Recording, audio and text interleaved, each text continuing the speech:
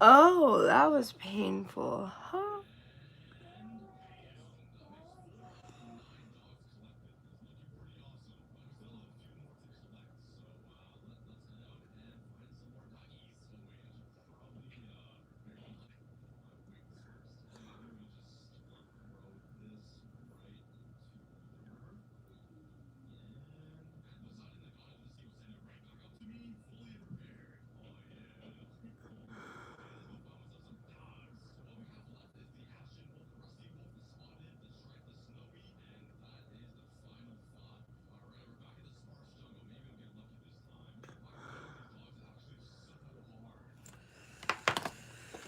Here.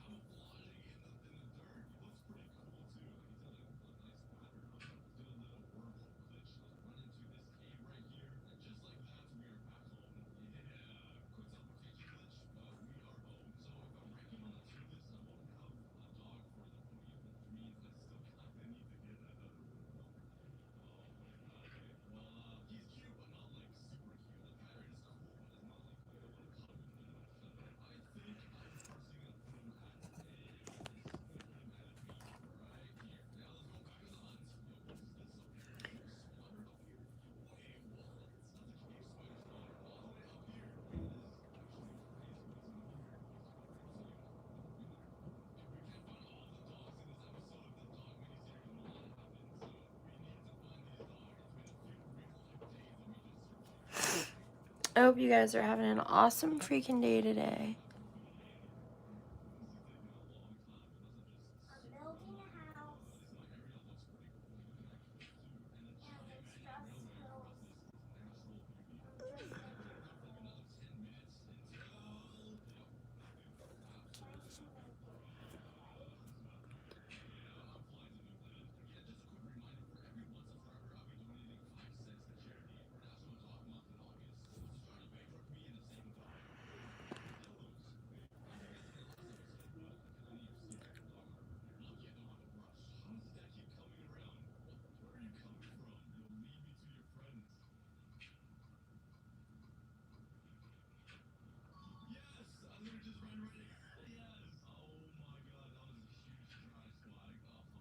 Hi, I ate my shoe.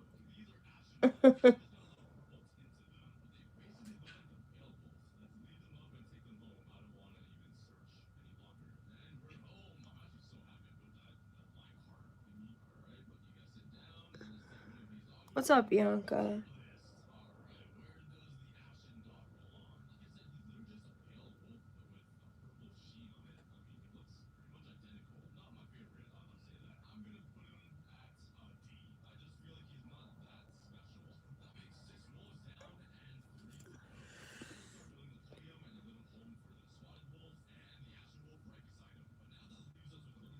I am so confused right now.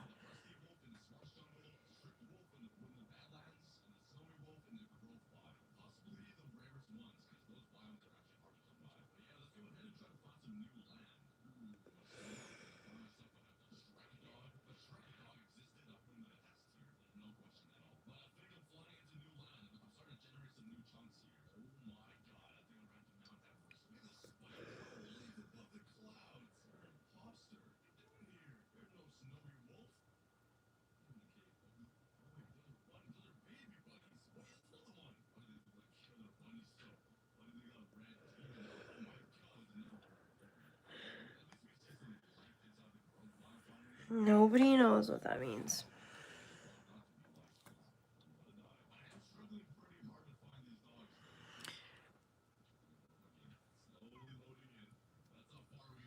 Good morning, Ashley. I watch your late night sessions. I hope you're having a blessed day.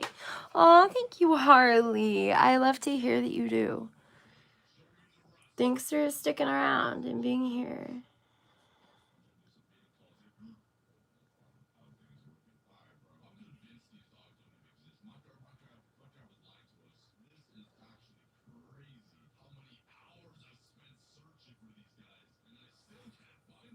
What's up, Stormy? Guys, make sure to hit that like button. You're 420 friendly, right? Absolutely.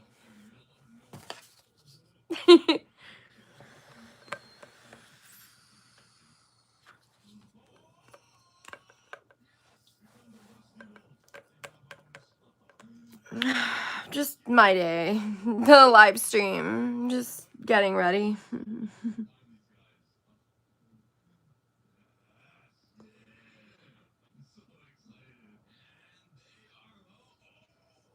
I always do my mascara. You look better than yesterday. Thanks.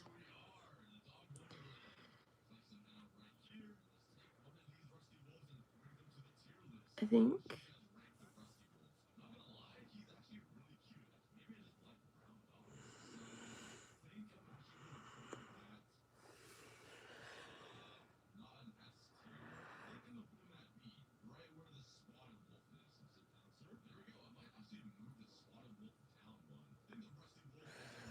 Oh.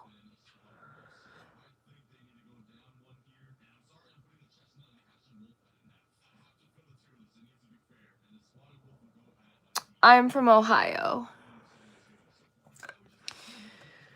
We are recreational and medical.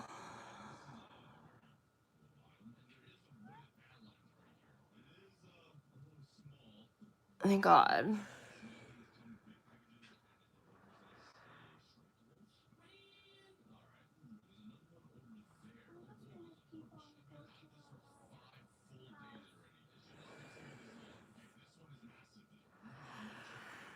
Ooh, only med there.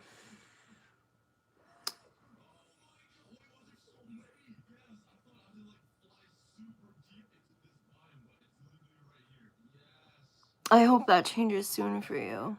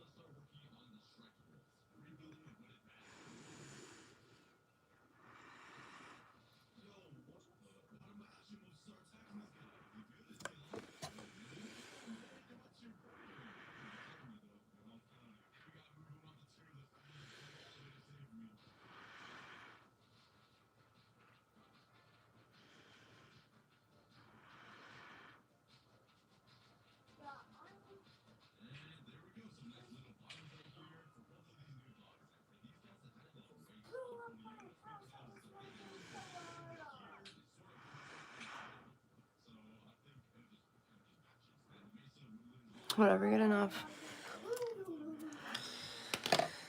Ew.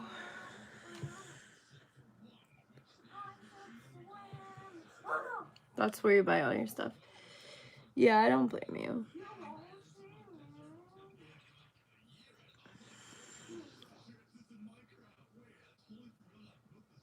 I had a lot of friends that went to legal states like that.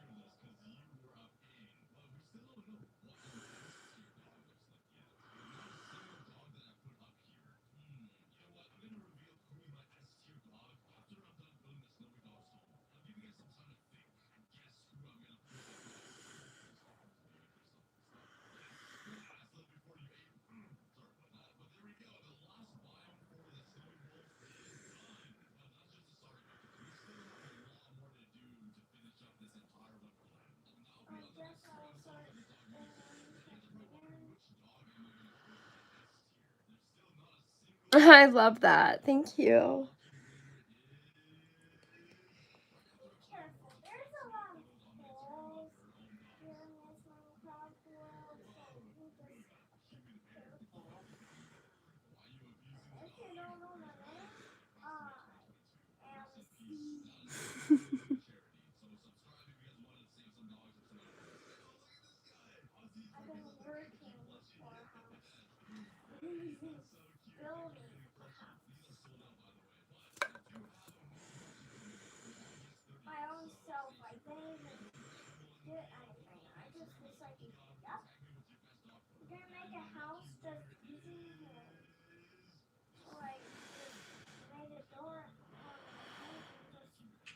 I'm about to call it just because I'm getting irritated.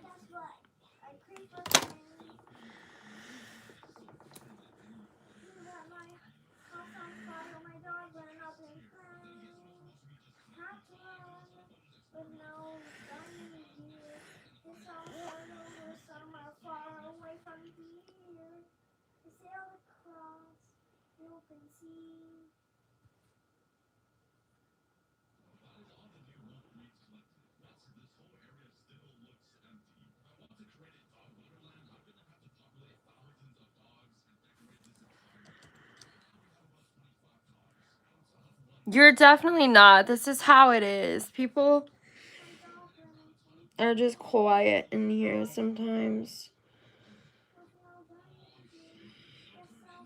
Girl, I'm just glad to have somebody talking in the freaking chat. Sometimes there's like nobody talking at all. And it's like, okay, this is kind of disappointing.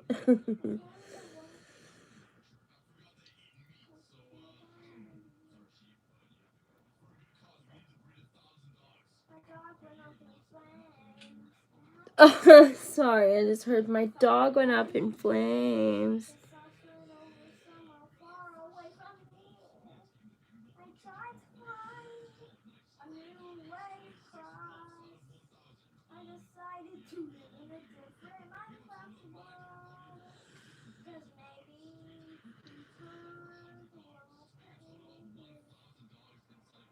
Sounds like a country song.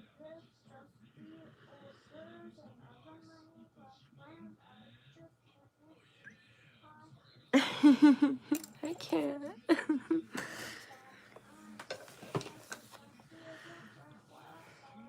Whatever. It looks better than what I did earlier.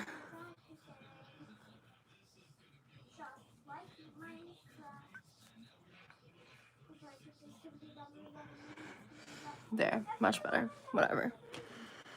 At least you can actually see my upper lashes now, whereas you couldn't before. Because it was like they were weighed down or some shit. I don't know.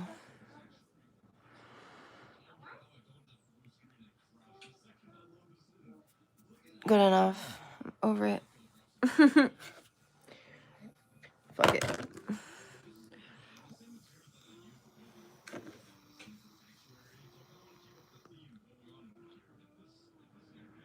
I don't know what are you tills means. Guys, make sure you hit that like button. It really helps you girls so much. And the subscribe button.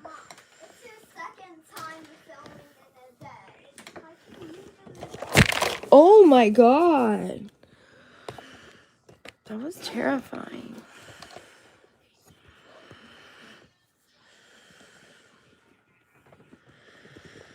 You don't love me. You don't know. know me. Oh my god.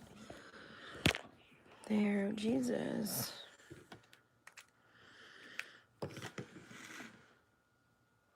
I don't have WhatsApp.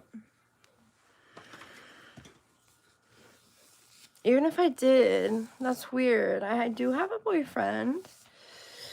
I'm not trying to give all my shit out to just random ass people. Again, do have a boyfriend. Not really about that life. I don't care what y'all do, but don't include me.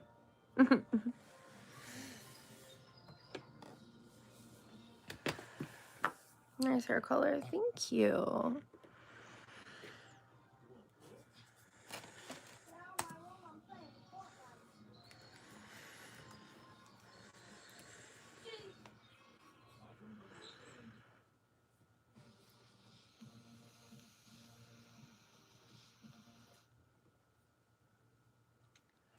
Guys, let me teach you something.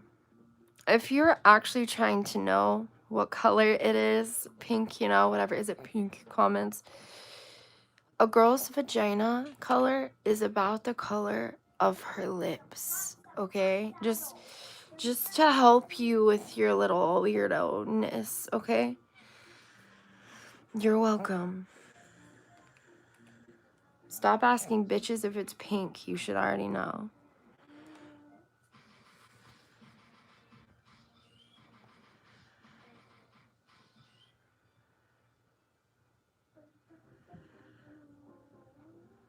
I don't have WhatsApp. SKJ.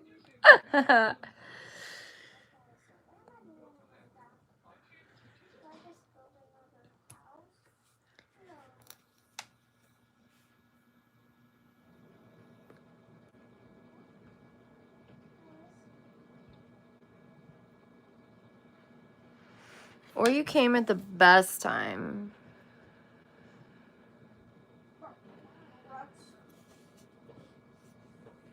We'll leave that up to you.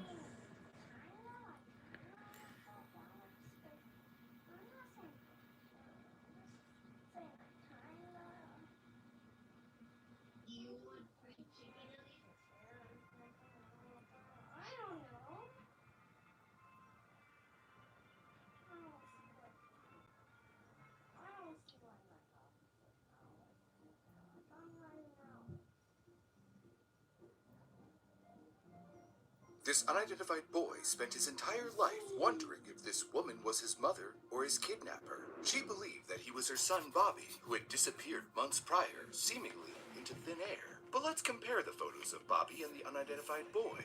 They seem like the same boy, but are they? Take a closer look at their faces, mouth, nose, the eyes, especially the eyes. Look, guys.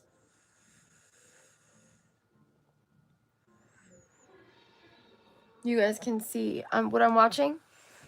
Apparently this kid was replaced. And he was being raised by a different family that wasn't his family. What the fuck is on my lip? He just appeared. Ew, get it off. Oh, it was on my vape. I don't know what the fuck that was. Okay, look. It's like wood chips. But anyways. This was the real son. This was the fake son. You can see the differences. It does look like the same kid. I'll say that much. But it is different at the same time. Especially the eyes. This seemingly innocent question I'm just gonna watch it. A mystery that has plagued countless Wee-woo. minds for generations, until almost a century later, when it was finally solved. To make matters worse, two mothers claimed that the unidentified boy was theirs. How do you Julia do Anderson that? said he was her son Bruce, while Leslie Dunbar said he was her long-lost son Bobby, who had vanished. But one of them had to be wrong, right? Bobby had gone missing on Friday, August 23rd, 1912, when he was looking for garfish with his 2-year-old brother Alonzo in the marshes of Swayze Lake, a Louisiana fishing spot filled with dangerous perils like alligators, steep shores with 15-foot drops, and thick mud from the receding floodwaters. When the boys yelled that they saw a garfish, 30-year-old Paul Mizzy, a friend of the family, ushered the boys back, lifted his pistol, and fired multiple shots into the water. The bullets ripped apart the vegetation. A dead garfish floated to the surface with its thin hummingbird beak. Shooting garfish was like shooting No, fish in a you're barrel. just spamming the chat. Minus And the we barrel. don't spam chat. After doing this a few times and collecting a bounty, If I had they a headed mod back here, they for would have lunch. blocked Paul you. ran with Alonzo on his shoulders and yelled to the 4-year-old Bobby, "Get out of the way, Heavy, or I'll run over you." Paul was the only one who could call the portly child Heavy and make it sound like a term of endearment. Bobby just responded with, "You can't do it. You ain't no bigger than me." Unfortunately, those may have been Bobby's last words. After Paul sped past Bobby, he made it back to the cabin and let Alonzo down. A crowd was now settling for lunch at the outdoor tables with a beautiful view of the lake. It was Friday, August 23rd, 1912, and Leslie and Percy Dunbar, Bobby's parents, had set up this fishing trip for their family and friends to stay at their 2 cabins. Leslie, a skilled seamstress and homemaker, brought out a dish of food, then looked at Paul, confused. She asked where Bobby was. Hi, Paul's bewildered Lucas. face was enough of an answer. She yelled out for Bobby, hoping he wasn't far I don't behind. know what that But when he didn't ending respond, means. worry started to befall her.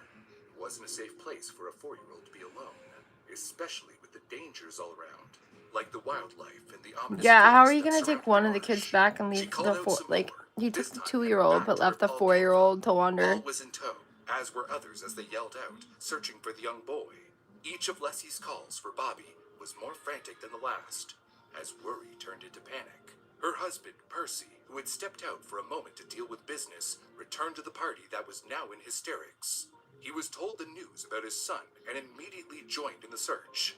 He informed them that, as he was leaving, Bobby wanted to go with him, but as he pulled his son away from the horse, the strap of Bobby's straw hat broke, assuming it couldn't have stayed on long. If they found it, it could be a potential clue to the boy's whereabouts. The first sign of Bobby was some footprints that matched his shoe size found in the dirt.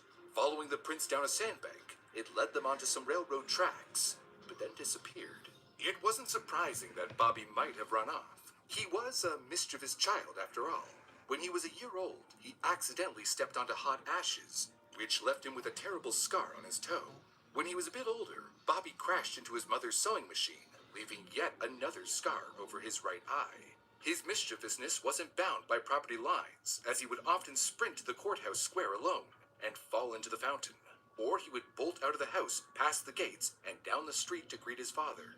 As the search continued, 500 people joined from surrounding towns, sweeping all around the lake. The straw hat became the focus, and they threw one into the lake to see if it would sink to the bottom. It never did, so they assumed that they would at least find his hat, even if he were drowned, or, as some suspected, eaten by an alligator. But just in case, they dragged hooks on the bottom of the lake and threw dynamite in hopes the explosion would float his body. They even went as far as to catch and cut open alligators to see if he had been eaten. They thought they would find something, another clue, or at least his hat.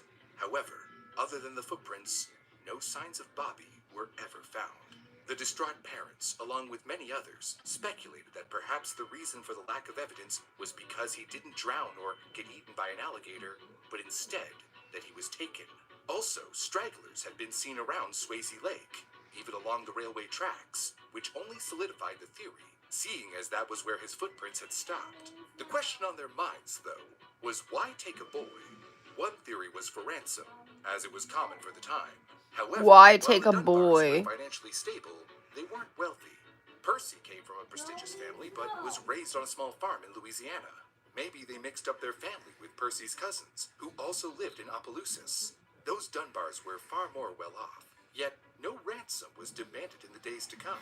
With nothing to show for their efforts, the investigation left the lake behind and spread out to nearby towns, and even further to New Orleans. But it wouldn't be easy with so much ground to cover. So, a reward was put forward with the townspeople all contributing money. It was mainly from banks and businesses, but also a few wealthy individuals. $1,000 has been subscribed by citizens of Opelousas and deposited with the Planters National Bank of Opelousas to be paid to any person or persons who will deliver to his parents alive little Robert Clarence Dunbar. No questions asked. A reward that is over $30,000 in today's money.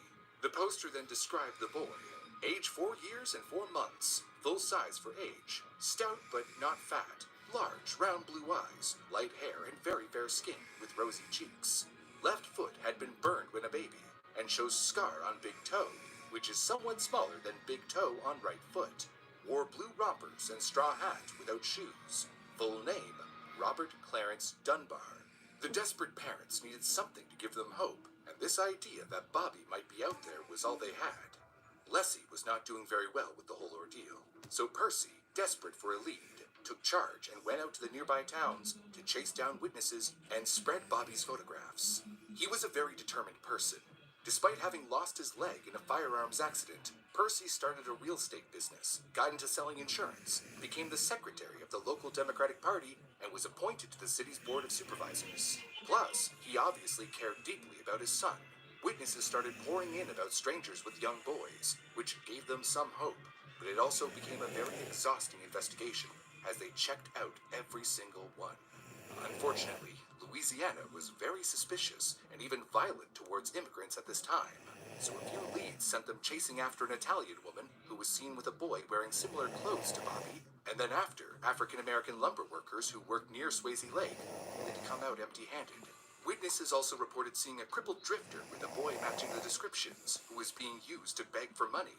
They were seen getting onto the train from Pensacola to Mobile, then to Pascagoula. Eventually, someone spotted and approached them in Gulfport and noted the boy had an injured toe, which could have been Bobby's burned toe. But in the end, the witnesses believed the boy was too old to be Bobby and decided not to alert authorities. Still, this lead seemed important to Percy and the sheriff. They followed the clues and eyewitnesses and discovered the man and boy may have headed back toward Louisiana for some reason. Unfortunately, this lead ended up going cold like many others. Thomas A. Womack, one of the sheriffs helping to search for the boy, was distraught by the abundance of failed leads. Coming from a prosperous family, he was able to contribute an additional $5,000 to the reward money. This brought the total reward to $6,000, almost $200,000 in today's money, now offered up with a new reward poster. This new reward brought about many more sightings and even some pranksters pretending they had Bobby, with no motive other than to confuse and worry the family for a laugh, saying things like, "I know where your boy is, but I'll see that he's kept here forever." And with all these new sightings, a theory started to form that there wasn't just one kidnapper out there, but an entire gang of child snatchers. It was the only way to make sense of the numerous leads. There was a good reason for this theory, as wild as it may sound today. There was a frightening case in New Orleans about 5 years prior, where 8-year-old Walter LaManna was lured away from his home with the promise of candy. He was kidnapped by a gang associated with the Italian mafia. They held the boy captive and demanded a ransom of $6,000. But as authorities closed in, the boy was crying out, and so they strangled him to keep him quiet, then dumped the body. Although the gang was caught and one of them was hanged, fear still gripped the community, especially for Leslie and Percy. But the search was weighing down on them. What made it worse was the news reported every move they made. Leslie's physical health was taking a toll. She was more a skeleton than a woman now. One could only imagine the damage to her mind. And after searching for months, multiple people being arrested under suspicion, and following countless leads to dead ends, the reward money was eventually retracted. All was deemed lost. But everything changed when in April, 8 months after Bobby disappeared, a telegram came in from Poplarville, Mississippi, around 150 miles from Opelousas. People from the town of Poplarville were convinced that a traveling handyman who repaired pianos and organs had Bobby Dunbar with him. This man, who traveled by mule and buggy, was very suspicious, because when asked about the boy's parentage, this man, William Walters, would sometimes say the boy was his, other times his sister's or even another woman's. This caused alarm, and when he was later observed whipping the boy, he was arrested by citizens. The first moment of hope was when Percy was sent some photographs of the boy. Percy was surprised by how much it looked like Bobby, and felt hope for the first time. So he rushed to Poplarville after asking them to hold the man. However, by the time he arrived, they had let William go, since they couldn't hold on to him forever without any concrete proof. But after a quick search, they found him again not too far away in Foxworth with the boy in question. The boy was covered in dirt. It had been 8 months since Percy had seen his son, so he wasn't sure if he could trust his eyes to confirm that this boy was really him. He called out, "Bobby," but the boy showed no signs of recognition, as if Percy were a stranger. Percy tried to hold him, but the boy pushed away and became violent. The Bobby that Percy knew was desperate for his father's attention, but this boy was the opposite. However, the time apart, which would be significant for a boy his age, could explain the lack of recognition. It was hard to say what traumatic events could do to a developing mind, but it was easy to notice the whipping marks left by William. The old tinkerer told authorities he only disciplined the boy if he was misbehaving, and nothing that could leave a mark. Obviously, that wasn't the case. It wouldn't be difficult to believe that the man who whipped him also brainwashed him into forgetting who he was. Perhaps the boy was disciplined harshly when he would try to call himself Bobby. As Percy looked over the boy, he noted the similar voice, and the way this boy pronounced automobile as Oddbee, just like Bobby. On examination, the boy had similar markings, like a mole and a scar over his eye. However, the burn mark on his foot wasn't there, as it should have been. But then again, maybe it had been rubbed down from walking barefoot on the road for so long. Percy did think that the boy could be Bobby. The only thing that Percy was hung up on was the eyes. They were blue like Bobby's, but not round, more drawn and tight. A doctor later proposed that the boy had been on the road so much that all the squinting from the dust and sun could have changed the shape. It was later discovered that the boy had swollen adenoids, which the doctor suggested could have changed the boy's facial features. All the differences could be explained medically or by life on the road. To be sure it was Bobby, Percy brought in Leslie to examine the body. It was dark when she arrived, and the boy was asleep after the long day. Reporters outside pressed their faces against the panes of glass, eager for any news on the boy's identity. A mob of people who were angry at William Walters for kidnapping a child also waited outside for confirmation that this was, in fact, Bobby. Leslie took her time as she studied the boy under lamplight. She looked over his face and then examined the big toe, searching for a burn mark, but it was smooth. "I do not know. I am not quite sure," she said. She needed to look into his eyes, so they finally woke the boy. He showed no signs of recognition and even fought against Leslie. She recalled afterward that the eyes didn't seem large enough. She was tired, and it had been months. Bobby would have grown too, so she was given another chance the next day to spend time with the boy. Again, the boy didn't seem to recognize Percy or Leslie, and not even his brother Alonso. But later, when she gave him a bath, she observed the moles and scars and became certain of his identity. He was her son, Bobby. This delay in identifying the boy left the townspeople confused, but they were sympathetic towards the mother and focused their emotions on the kidnapper. Kidnapping was a capital offense in Louisiana, but at the moment, William was being held in Mississippi, so the crowd formed a mob outside his jail cell. Fearing a lynching, more guards were ordered to keep watch and calm the crowd. When shown his photograph, witnesses confirmed the man they saw at Swayze Lake was in fact William Walters. And many more attested that he was the man they saw with a little boy traveling around. But William stuck to the story he told from day one, that this boy wasn't Bobby. Even though he often changed the boy's parentage, faced with the seriousness of it all, he finally gave one clear story, that the boy was the illegitimate son of his brother and a woman named Julia Anderson. The boy's name, according to him, was Bruce Anderson. It was a difficult story for the townspeople to believe. After all, why would this man have been given someone else's child? Julia Anderson, the woman William claimed was the mother of this boy, finally came out of the shadows. With the help of the newspapers paying her way, she traveled to Louisiana from her home in North Carolina, about 900 miles away. Traveling and communication over large distances was difficult back then, not like today's connected world. And most information was spread through newspapers, who were, let's just say, a bit biased, especially against Julia. When she arrived, she confirmed William's story, but she explained that she thought he was only taking Bruce for a few days to see William's sister, not for the many months William supposedly kept the boy. You see, Bruce was one of her 3 illegitimate children at the time. Julia also had a daughter she had to give up for adoption and a baby who had died under mysterious circumstances, at least according to rumors. Each of her 3 children were conceived with 3 different men out of wedlock, which is why she gained a scandalous reputation with newspapers branding her with labels like loose and a prostitute. The Dunbars did allow Julia to see the boy in question, and upon her first visit, she also said she wasn't sure. From the boy, there was no sign of recognition that she was his mother either. That was enough for the people. Everyone was convinced this meant the boy was Bobby, and not Bruce. But Julia was still allowed to see him again, and this time she became convinced it was Bruce. But many were suspecting it was just her trying to make a farce of the whole situation. The public was not on her side, especially when Julia didn't try to stay and fight for the boy, leaving town shortly after.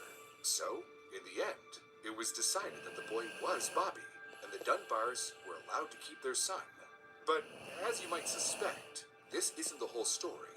Not even close. One had to wonder if there wasn't Bruce, and this wasn't him. Where was he? The going theory was that William may have taken Bruce, and then Bruce died. Or that Bruce was switched out for Bobby because William was part of that child-snatching gang. The latter became the prevailing theory at William's trial, which was finally held in Louisiana, where they hoped to give him the death penalty. Many testimonies supported this theory, like Katie Collins, who worked as a waitress in a Poplarville roadhouse. She recounted a Saturday in September, shortly after the supposed kidnapping, when she served William Walters, another man, and two identical boys. One of them, she said, looked like Bobby, and she believed that this was when the boys were swapped, even if Katie didn't actually see it happen. Several witnesses confirmed that William was abusing the boy, even going so far as to tie him to a tree, whipping him until he responded to the name Bruce. And more witnesses came forward to confirm William's movements in Louisiana before the kidnapping, then around Swayze Lake, where he supposedly kidnapped Bobby, and then across Mississippi through fall and winter. Even though some witnesses came out in support of William and his story, the Dunbar lawyers explained that their dates were too specific, which made them suspicious. The most damning evidence against William was Bobby's physician since birth, who had examined the boy before and after the kidnapping, confirming it was Bobby. In the end, William was found guilty, except he wasn't sentenced to death, only life in prison. Maybe it was due to the uncertainty of this case, but now all was right in the world. The kidnapper was behind bars, and Bobby was back to his family, or so it seemed. Because as we all know, there are two sides to every story. The newspapers painted a very singular and biased opinion about Julia Anderson, who had in fact led a very tragic life, one riddled with misfortune, which might shed some light on this strange enigma. Julia grew up in Fair Bluff, North Carolina, with her 14 other siblings, where she didn't receive very much schooling. At only 19 years old, she became pregnant and got married. But only one day into their marriage, her husband revealed his abusive nature when he got drunk and pulled out his gun, aimed right at her head, and fired 3 times. Luckily, only one hit. It was only her foot, leaving a scar forever as a reminder. After 5 months of abuse, she fled. While it might have saved her life, the community didn't see it that way, only seeing a woman who abandoned her marriage. On top of that, she lost the baby. From there on, she met a string of charming men who took advantage of her. She supposedly had Bruce with a traveling salesman who, upon discovering the pregnancy, gave her $5 and fled. Then she was fired from a waitressing job for being pregnant. This led Julia to work with the Walters, where she helped the family with cooking, tending to the crops, general housework, and caregiving to the elderly JP and Ailsie Walters. This is where she met their sons, William and Bunt Walters. She and Bunt became romantic, and with him, she had her daughter, Bernice. This may have been why William claimed the boy was his brother's son, even though the boy was supposedly the son of the salesman who left her $5 and ran. Or William may have been trying to protect Julia's dignity, fearing judgment from the community. But Bunt, as it turned out, wasn't much better than the salesman. He was known for sleeping around with other women and didn't offer Julia marriage, even when she claimed to love him. And when they were accused of fornication and adultery under North Carolina law, Bunt abandoned her and his daughter. The only good thing about this for Julia was it did keep her out of jail, since both persons had to be present to be convicted. Her alleged son, Bruce, in the meantime, was starting to grow close to William. The old man supposedly gave Bruce candies and let the boy play with his banjo, acting as the father figure that was missing from his life.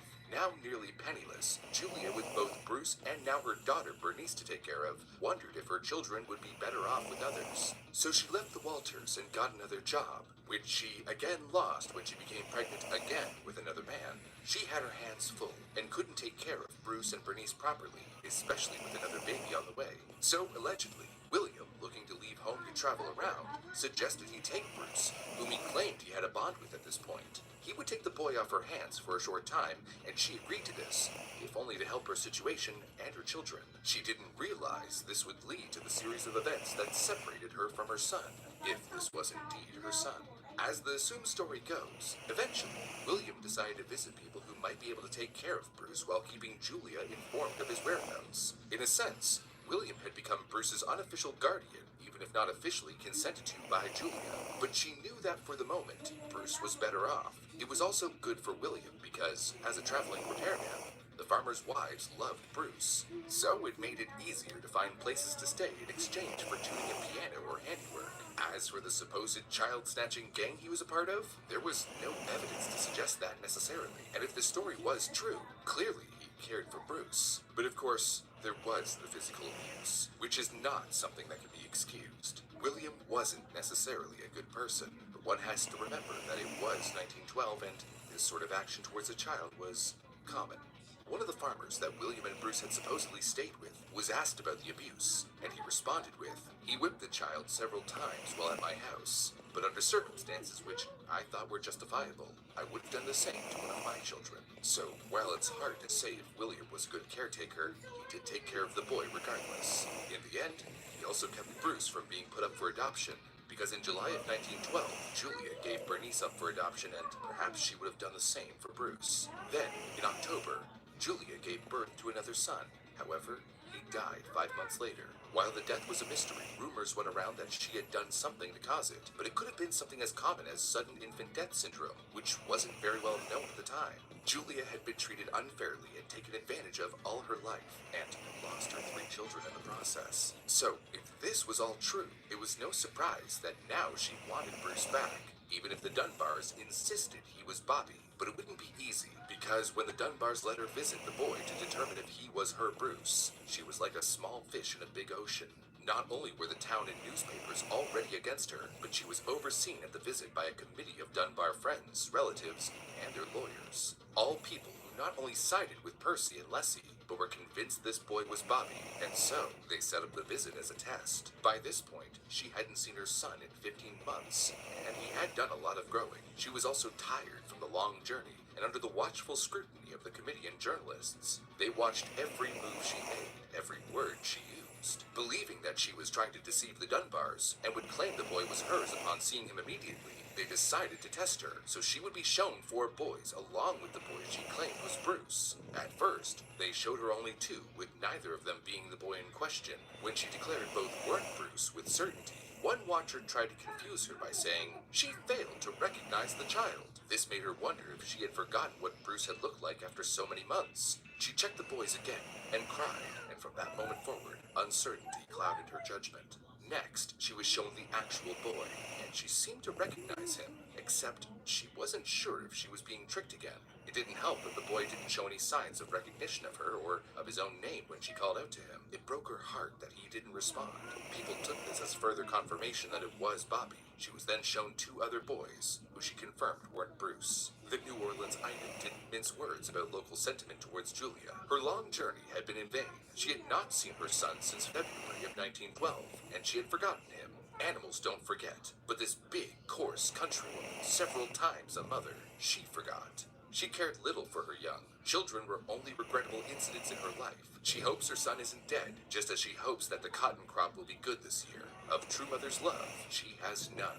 Luckily, a judge was appalled by the nature of the test and noted the lack of human decency. So Julia was allowed a second visit after she was well rested. It was then that she confirmed, with confidence, that this was her son, Bruce. Unfortunately, Julia was unable to provide proof, such as any markings on the boy's body, other than a small mole she noted only upon seeing it. She just knew it was her son by the way he talked, looked, and acted, but this wasn't enough for the judge. As if things weren't difficult enough, hostile Appaloosans threatened Julia if she tried to claim the child as her own. So because of the local volatility, and the fact that she had no money to hire a lawyer, she didn't stay to fight. But of course, the town took that as further proof she wasn't the mother or that she didn't care.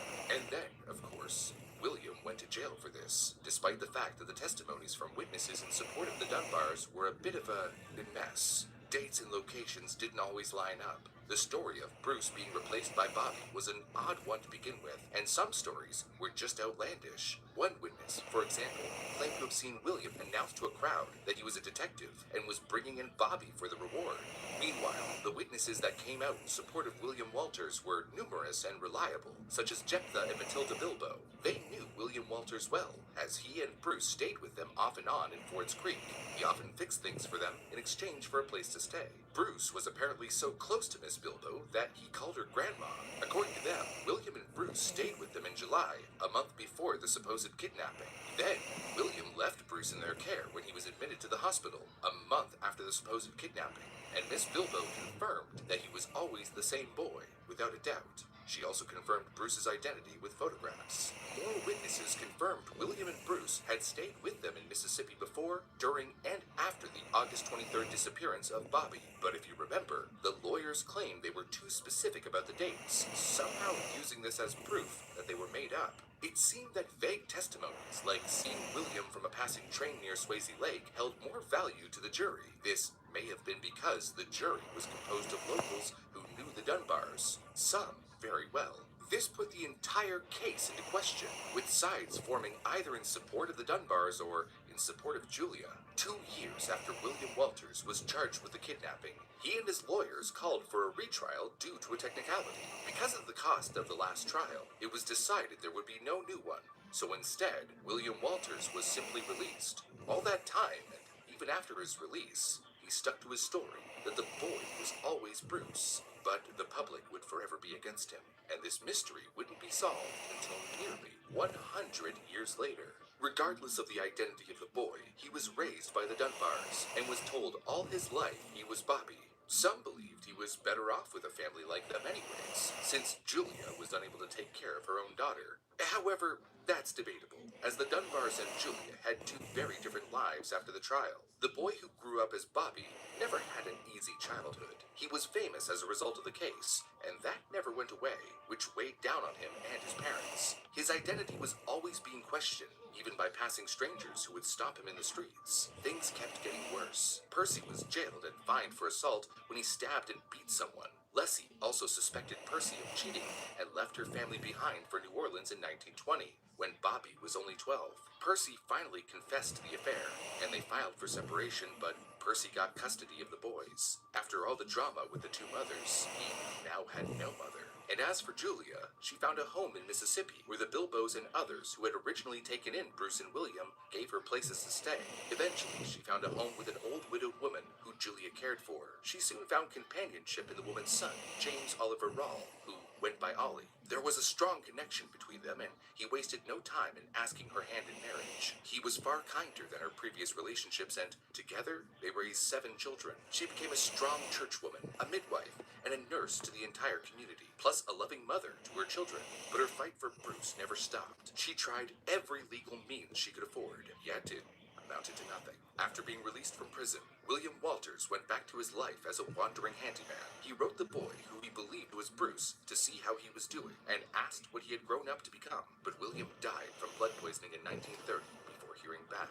For generations, the Walters and Andersons kept telling the story of how the Dunbars kidnapped Bruce, while the Dunbars told their children that Bobby was kidnapped by William Walters, something that would cause conflict throughout the years, even within the family. It's this story that an older Bobby Dunbar told newspapers when he was 24.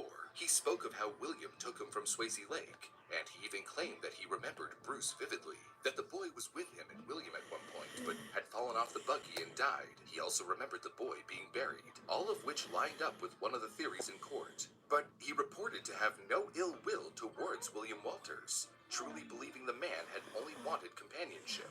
However, despite Bobby's words for the newspaper, he disclosed to many people that he was never sure about who he was. 2 of Julia Anderson's children remembered coming face to face with an older Bobby. First was her son Hollis, when, as a young man working in an ice house, where ice was sold prior to refrigeration being common in the home, a man came in asking for a Horace. Hollis informed the man that Horace was his older brother and wasn't there. The man lingered as Hollis tended to customers, and finally, the man introduced himself as Bobby Dunbar. They chatted for a moment, not really talking about the connection they had, nor about how Hollis believed they were half-brothers. He wanted to talk to the man more, but the customers were piling up, and he didn't want to get in trouble. Eventually, Bobby left before they could continue their conversation, and Hollis was left with regret for not asking questions that would now be stuck with him. Damn.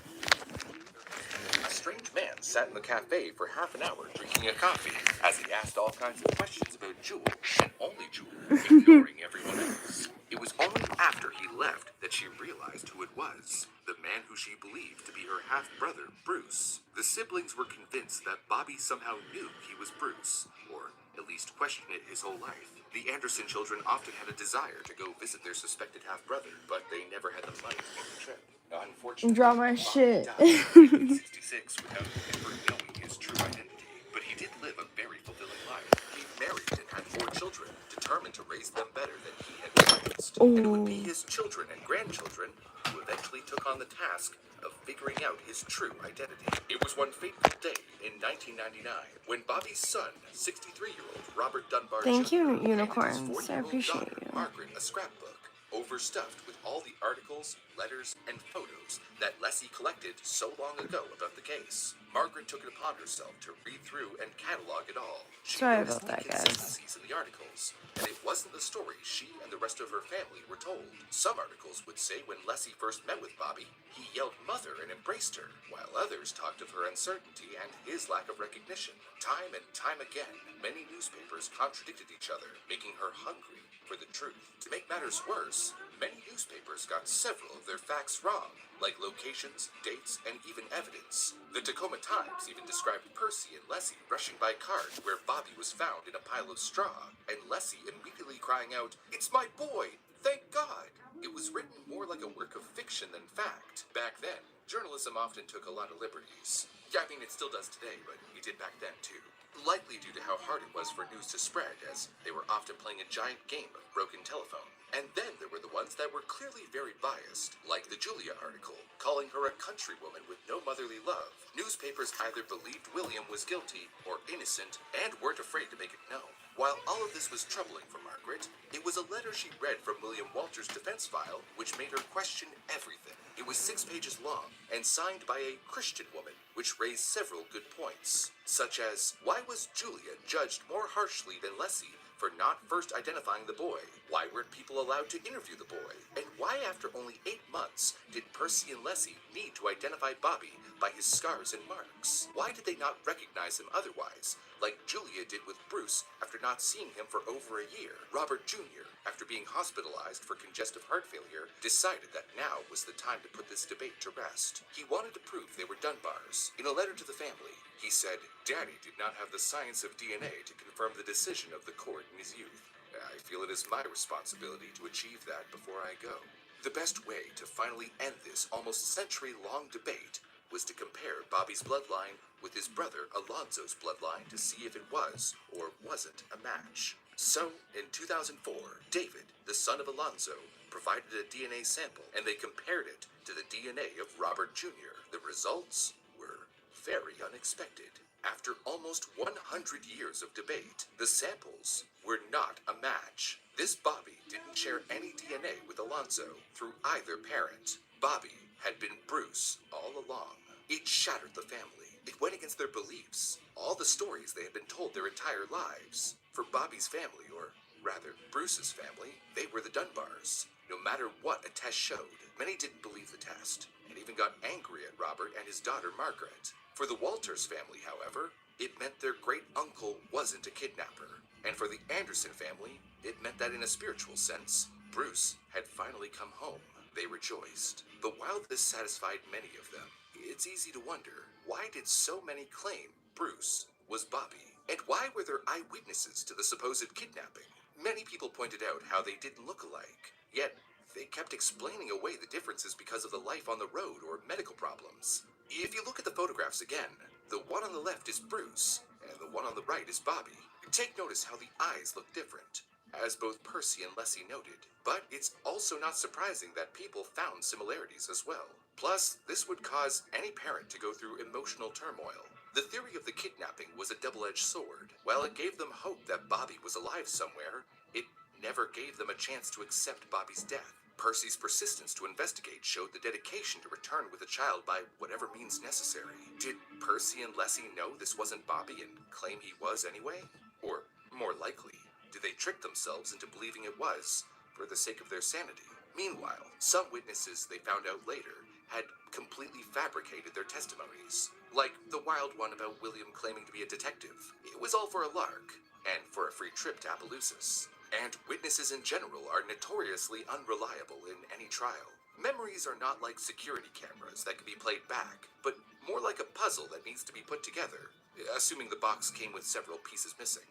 Lawyers, newspaper headlines, and even talking with someone can alter a person's memory, filling in those missing pieces, even switching them out. What makes this more difficult is the person with a false memory usually trusts it to be completely true. For such a sensationalized case that was talked about in the headlines for months, there was a lot of room for altered memories, even on a grand scale, and could explain why people thought Bruce was Bobby. Or why a homeless man seen walking along a train line near Swayze Lake would later be identified to be William, when he was in fact nowhere near Swayze Lake. However, the main witness was Bruce himself. He claimed to have remembered so many clear details of being on the road with another boy that he said had been Bruce. It's likely caused by what's known as infantile amnesia, which everyone experiences. The hippocampus, the part of the brain that helps store memories, is always creating new neurons. But at a young age, these neurons are being integrated at a very rapid rate. This disrupts existing networks of memories. It's a bit like if your puzzle pieces keep getting new pieces before you can finish putting together the old ones. And so, most adults remember little to nothing from before the age of 3, and patchy memories at best between the age of 4 and 7. Bruce, who was 4 at the time, would have had very patchy memories of his past, and since those memories had missing puzzle pieces, he got those pieces filled by his parents, and the people he met who kept telling him he was Bobby, and thus, his memories adapted. But it then leaves one last, final question. If this was always Bruce, what happened to Bobby? While no evidence was found at the lake, many people, like Margaret Dunbar, believed he drowned or was eaten by an alligator, which was the original theory, before the theories got out of control. The footprints found at the lake led to a railroad trestle where the mischievous 4-year-old could have fallen and met his fate. But in the end, we'll never really know.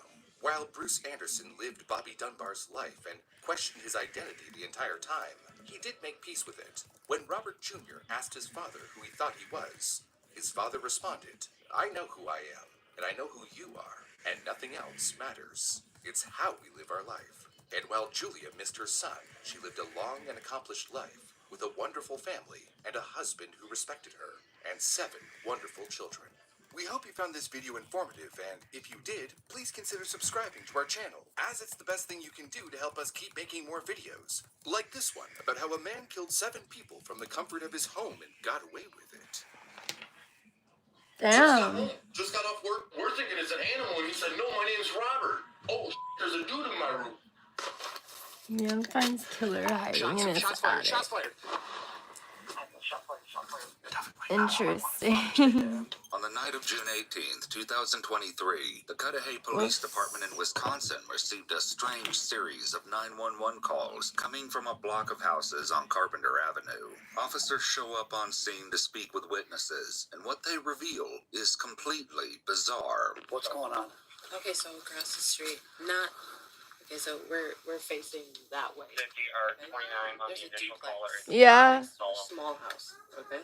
So What do you upstairs, want, there's baby? suddenly somebody smashed out from the 2nd floor, jumped onto the small roof, and ran. Okay, so so there might on be glass on the other side On of the the street. south side Yes, not this block. of Kirkwood. Yes. What you want, baby? Okay, It's across the street. okay. You saw somebody smash glass and jump out of a No, window? we heard the smashing glass, and then they jumped out of the window onto the roof. That's the shorter house. So they were on the 2nd floor and jumped and ran that way. Okay. Did you hear gunshots or anything? Oh, we've heard some freaking sketchy stuff. 50-09. Your caller observed a house on the south side of the block, heard glass smash, and saw a subject jump from the window onto the roof of another house. Someone breaking through a window and running across rooftops like Spider-Man on a Father's Day evening in a quiet residential area is odd enough, but nothing can prepare the officers for what happens next. See if you can find phone numbers. Attempt to make contact with anybody inside those houses that can advise if they've had any houses broken into and or saw or heard anything suspicious. Shots fired. 9 desk. I don't know where the shots are coming from, but they're just to the east of us. Officers on scene, answer up. I need squad numbers. Make sure everybody's okay. Within 10 minutes, another shot rings out. This time it's closer to a different pair of officers 1 street over from the first. So you want to keep your gun up like this. You can use the garage.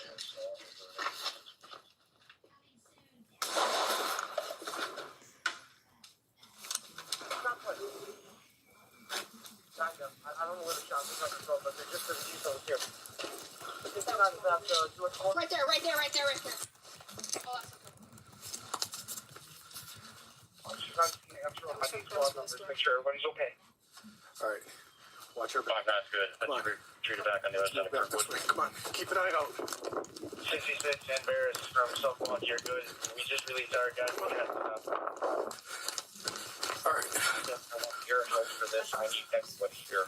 Call mutual aid for anybody that's got an officer available. I don't know where the shots are coming from, but that's the second shot that was just fired at us. Oddly, this second shot happens almost immediately after the officer shines his flashlight beam on the detached garage in front of him, which in his report, he claimed was in the direction he thought he heard something. Officers are now advised to wait for the South Shore Joint Tactical Unit's armored vehicle to respond with heavy-duty protection gear for the officers, as it's clear someone is shooting, if not at the officers themselves, then very close to them. Before it can arrive, however, Hi, a third baby. shot rings You're out. cute. It's got to be somebody that had a pretty damn You good miss me angle, getting because out the clearly shot fat fired gecko. right when I got out of my squad car, and then the I had him second shot, out she for a started little bit moving. earlier.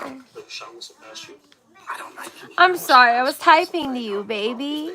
I was typing to you. I do look at chat. The first gunshot But I was typing to you. I walked around the front corner of my squad. So Boom, I the shot was went looking off. away. My heart's jumping out of my chest. I didn't start my goddamn camera like I should have. See, so I have an out. I think I stopped. 9 deaths. Shots fired. Shots fired. He's in front of us. 10 more shots fired. He's right. Yeah. He's right in front of us. I don't know where he's shooting from. Stay down. A total of at least 3 shots have been fired in the span of an hour, though this third round marks the final See, shot I win. officers will hear this evening. The tactical armored vehicle arrives, and officers, now fully suited up, begin to canvass the area. They start with the house that witnesses had identified as the one the suspect initially jumped from, a house further confirmed to be the source by a broken attic window, which was visible from the street. Glass shards littering the alleyways between this house and the neighboring house Water. confirmed that the suspect indeed broke through the top floor window and leaped to the neighboring house's roofs, heading east before presumably climbing Sorry, I down read it somewhere. like, The house in question is a what's duplex, his and name? officers managed to call the occupants and have them exit the Babe. home. They speak with the upstairs fucked renter, up. Esmira Pendleton, Water. first. She's the occupant with access to the attic, the duplex being divided by floors with separate up and downstairs departments. Esmira states that members of the household had been asleep when officers had called and hadn't heard the attic window shatter, although she did notice the attic door was open when they were evacuating, which was unusual. Maybe. She said it's fine for us to make I sure know that he's the happy bedroom's he fine could and go in the humidity hut. She stayed in it and she wouldn't let him go in it for months. That was like her sanctuary. So he just didn't go in it at all. He just now came out. He's like, yes. so you guys can safely go back inside. Is that okay? All right. Also living at this duplex with Esmira are her mother, Carrie Jackson, and 2 teenage sons, Travis and Travell. Travis spoke to police while the rest of his family waited for other officers to finish searching the home. They Were don't you look sleeping or good. anything, or have you been out? I heard a little loud sound. Carrie Jackson, Esmira's mother, would later confirm to officers that Robert, who is her grandson, and her son Ronnie had indeed visited Maybe. earlier that day and left before nightfall. Both Both she and Asmira confirmed to police that fucked no one up. else should be in the home, and that they had no idea who might have been in the attic. It was much like less running jump through around the it, but attic like window tank onto the neighbor's surfing. roof. Because like With he was this on in the mind, outer parts officers of the entered the tank. house and began And it searching, was like clearing all the top and empty. There was bottom nothing floors in it before at all. homing in on the attic. Except for like the Anybody in the attic? Make yourself known. it is fucked up. Yeah.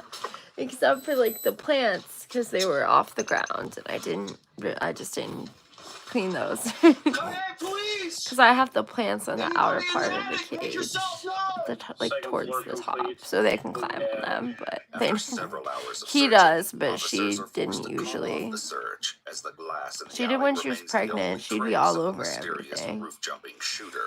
Asmira and her family, as well as the elderly tenant downstairs, are allowed back in their homes, and police leave the area. Little do they know that they will soon be back in response to Okay, yet it's another starting to look bizarre better now. 911 call from this neighborhood. Came home from work. Tell somebody who's in our attic. It's because it all has to soak down in there appropriately.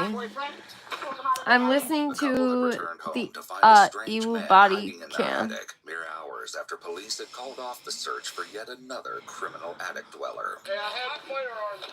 All right, well, don't use it. They do, and they also leave when you do. As weird as that sounds, they 36, do. he's on the porch with another individual. I'll be heading up there. Hey, I put my firearm. What you're with? Turn around. This home, come in here. Turn around. Yeah, that looks better now. Put your hands behind your back. I was so Suspect sad up for here. a Come into the second. back over here. Other They individual do, has a babe. firearm. He They has it do. holstered. A lot of the time, they really do. Put your hand behind your back. Put your hand behind your back. Put your hand behind your back. I'm being tried to help. They thought like What's your name? I'm Robert Turner, man. Who's the hood now? Robert Turner, man. Robert Turner, man?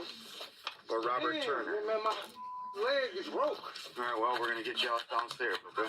He's got a firearm right here. I'm Robert Turner, man. This individual's got to come downstairs. He's like, is it Robert Turner, man, or Robert Turner, man? This one right here. Hey, this way, downstairs. Your child needed some lubrication. Yeah. Are you trying to say you're the lubrication it needed? He's fine, he's fine. No, got some, see that? He's got somebody upstairs. Might be an idea. 36 It was dry as fuck. Male one in custody. Says his name is Robert Turner. Requesting an ambulance for a possible broken leg. You search? No, I have not. Stop. Sorry. You got anything on you we need to know about? No, sir. Look at my You leg. got any weapons or anything? No, sir. You got any weapons up in that attic? No, sir. Huh? No, sir. Where do you live? Got no comment. Huh? You live on Carpenter? Hey, here. Did you hurt your leg jumping out a window? Were you jumping out of the window or jumping across roofs last night? My leg come across here yesterday. This guy. Yeah, because My leg. What's your first name, Robert? Straight called me out. Miss Turner? Stop. What's your middle initial? Can you please take these?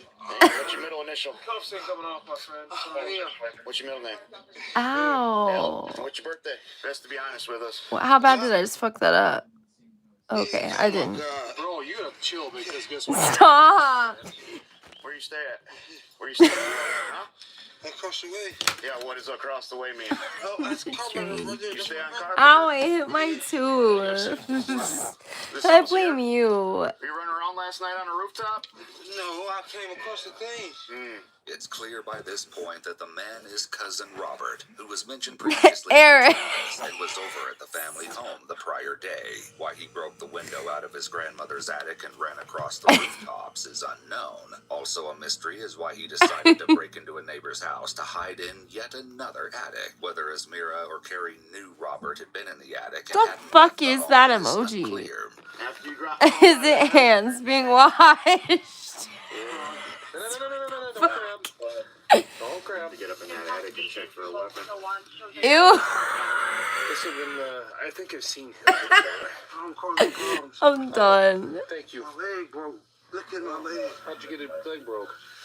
I see why you're doing that. Hold up there, hold up there. What you got? What we got? You got drugs up in here. Is it fentanyl or crack? What you got? Sorry, just I don't care if it's personal. heard what the officer says. I know. I just pictured a gross face. Just the lathering. That's so gross. Yeah, I use this. Just wash your hands in that You shit. got a weapon on you? No, sir. Did you have a weapon on you? It's all like holy water. Whoops. I didn't think that through. That was here this morning. Babe, they didn't even say anything. Ladder or something to get into that attic. The Discord pressure is so real. There's not even a link because you didn't do the pin yet. You're in somebody's attic. You shouldn't be, right? I'm sorry, man. I know. I climbed on the top porch, man. I got to. Well, you have. It's like, what Discord? Yep, no, man. Babe. Let's get your leg looked at. Agents is up there with the homeowner. Came home, my bottom door was open and all the stuff from the attic was on the floor. So you just got home? Just got home. Just got off work and all the was from the attic was on the floor. And Minnie's like, there's an animal on the roof. And no, he started. Who said that? Minnie, my girlfriend, because we came up at the same time. Oh, okay. So we're thinking it's an animal, and he said, no, my name's Robert. Oh, Because you make me nervous. No, once he heard us in here, he said, my name's Robert, I'm in the attic. Then he tried to come down, I didn't know what to expect. He said he lives right there. Have you seen that? Ever seen this? I've never seen him before. I could have, but I couldn't tell. He was so covered in I don't know. Oh, I pinned. Jesus. There we go. As was just We thought it was an animal, and then he said, "My name is Robert." He was convicted of homicide by negligent handling of a weapon or explosive in 2007 and served 8 years in prison. At the time of this incident, he was on probation, and despite his family claiming he didn't live with them, the Milwaukee I am still Department of blushing. Corrections had their address down as his place of residence. Jesus. You see the insulation all over the floor. What do you do next? I looked up, because I knew that's where it came from. Ivy. Like, none of this was on the floor, so I knew Just something was in the attic. waiting. I thought it was like a raccoon or something, but then he started screaming, my name's Robert, my name's I Robert. thought it was a raccoon or something, but then he started screaming, "My name's Robert." Right up into the attic. Didn't touch anything. Just the way he describes that. Like he saw him, but it took him to talk until he realized it wasn't a raccoon or something. The dog then when you came home? No. Got it. Awesome. Yeah, we let so the dog can see outside. So that door to the porch was Yeah, we usually leave the porch door open so the dog can. I never expected anything like this in this neighborhood. That's why I love cutting it. Right. No, that's quite a shock when you get home.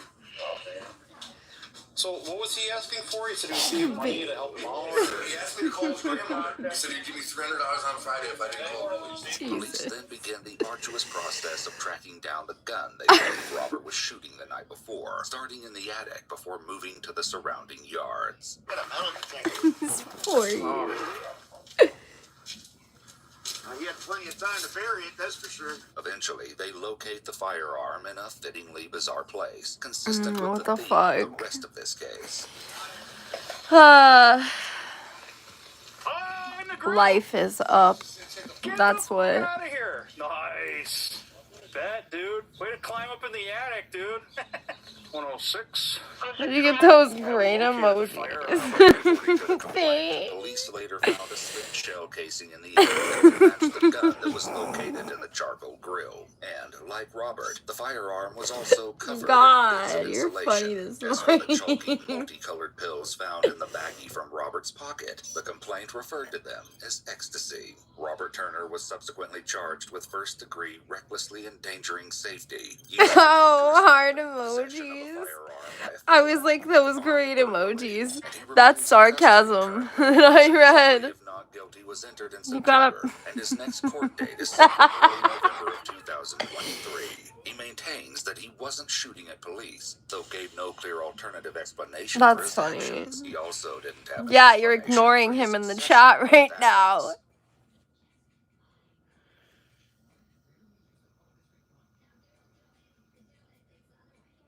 What's up, Quinn? That's a very Irish last name. I'm Irish myself. In German and Dutch. get you. So this is your warning. Come out now, so you don't get bit by the canine. I hear something. His voice. Come out now. Come out now. So you don't get bit by the canine. I said, well, be quiet. I said, what the f was that? He was like, no, it's not. I look like a spoiled brat. Wow. Couldn't be more inaccurate. I seen her face. I said, oh my God. I said, what the f? And she's like, I'm so scared. I don't know what to do. She up or what? Yeah. Come out meow. You heard that too. He's like, come out meow. Okay. His voice. Yeah, I don't know. I don't know.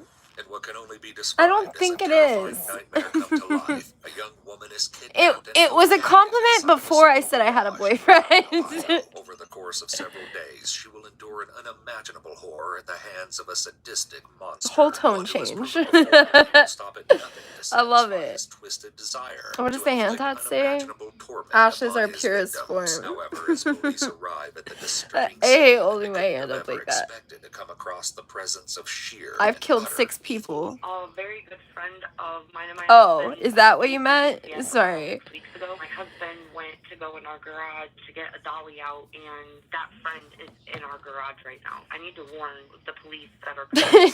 Warn them about what? Well, I'm just kidding, by the way.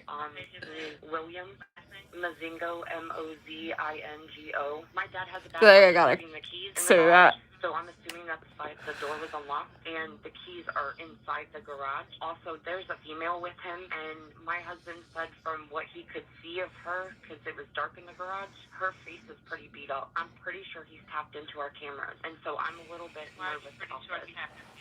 Because he's had the password before, and I've never changed it. Like, change the password. Okay. She said, okay, so change the password. Yeah, psychological problems, or is he high? Yes. Right, that doesn't stop what's already been done. Yes, he's high. He does meth. You can tell he does meth. They're showing him from the body camera. But is it really?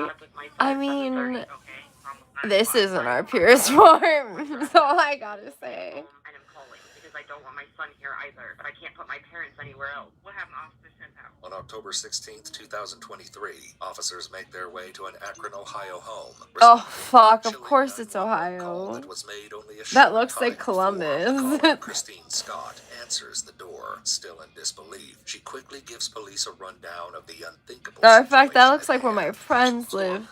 I mean, you got it tatted, so I'm pretty sure it is. Right. I have it tatted, so it's true, right? You still live here, so you can tap in that. Don't need have cameras up for other reasons. Right, I got you. You know he's in there for a fact? I know for a fact. Oh my god, don't spam the chat. Wait, just, I don't know what's wrong with this girl. Oh, there's a girl in there with him? Yes, I told her that this happened. I told them this. There's a girl in there, she's very slim and slim. My husband said he didn't really get a good look at her. He's yelling at her, shut the f*** up. Like, she goes, are you her faces? She can't see out of her eyes. You know 100% I know they're in 100%. Christine informs Oh, the I've seen officers this that their video suspect before. is 33-year-old William Mozingo, Yeah, I someone remember. who is He all had too he familiar really with had law a girl in enforcement there, for a and he plethora like of kidnapped terrifying her. And reasons. yeah, I remember this now. What's up?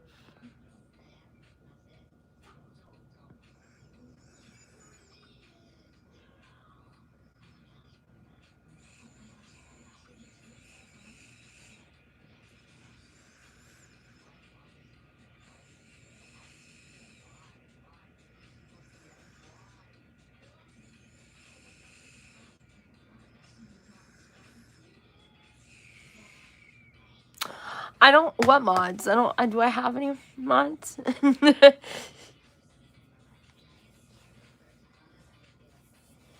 Yeah, I don't know. I asked in the Discord if I could have mods come, but quite literally no one came. So, J-Man was here for a while, but of course, you know. I mean, he was up all night on here, so eventually people crash. Turn this motherfucking heater on me. I have a little space heater on me now, so I don't have to turn the heat on. So I can just turn the vent off and put it on my ass over here and get warm. Oh, ooh, that felt so nice. But it was like, yeah, nobody does. I don't know why.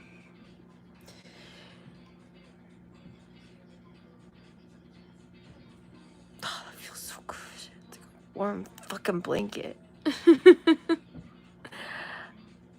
I like wrap myself up in this. Dude, I wish I had a blanket right now. I'd put that shit around me, put the heater in it. Oh, fuck. That is so nice. Eric, oh, wow. At least the fake ass people are gone, okay? I'd rather have the people that are real and don't talk. Who cares? God damn. It's not, I've never just kicked somebody for no reason. There's always had to be some reason. I always give people chances. I don't think I want to.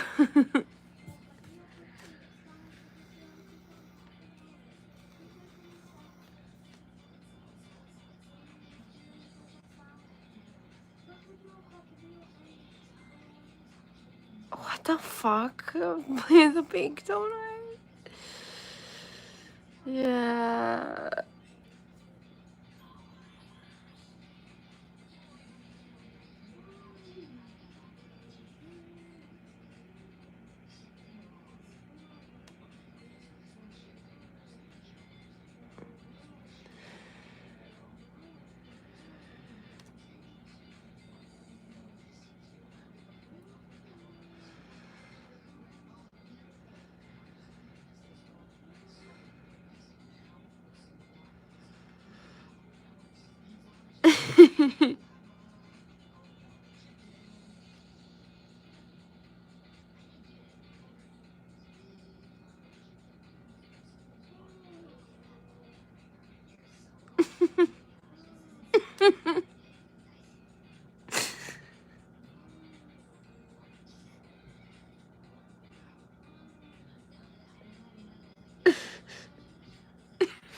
Give me up.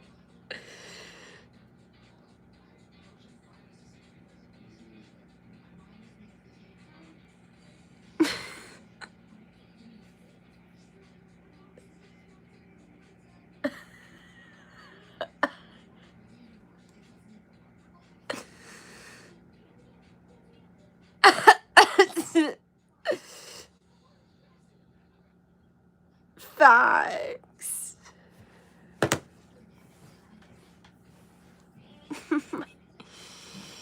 Oh, you got it. Okay.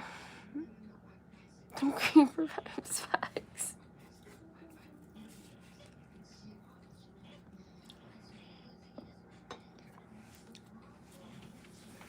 Oh, the warmth.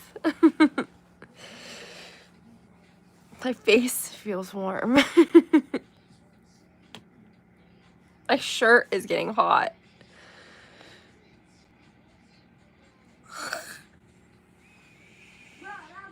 Is that true?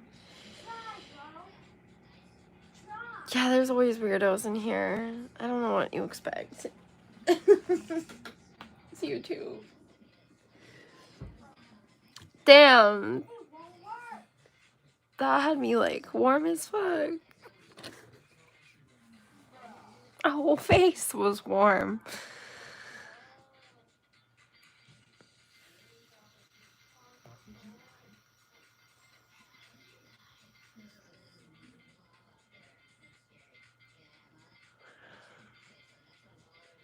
I don't even have a blanket.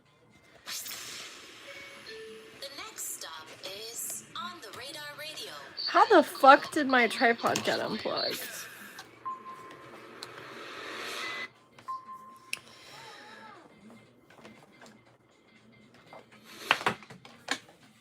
I mean, you can see there's no blanket. Oh my god, that's attempted. Honest to God, if I would try that and like die. Brody would get in some trouble. It is the internet. People are stupid enough to do it. I mean, I'm not, but you know. You ain't never seen brains splattered on the pavement because you got up close range. Oh my god, hold on.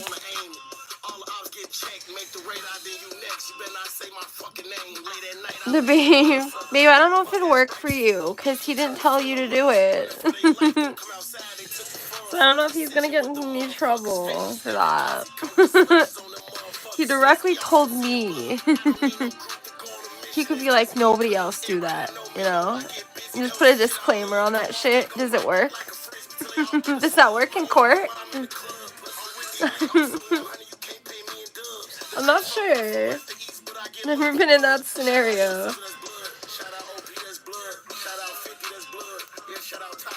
Bro, you're trying to get my boyfriend killed. What the fuck?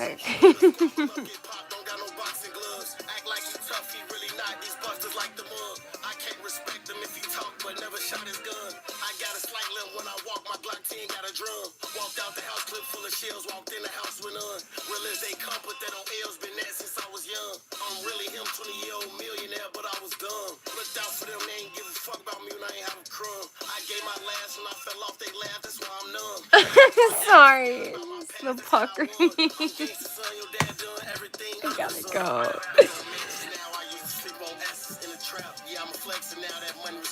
Oh my god, big donut. I think we've got enough.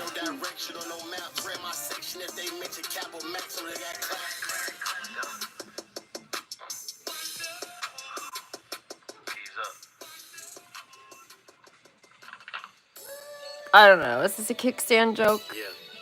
I embarrass yourself. Go ahead.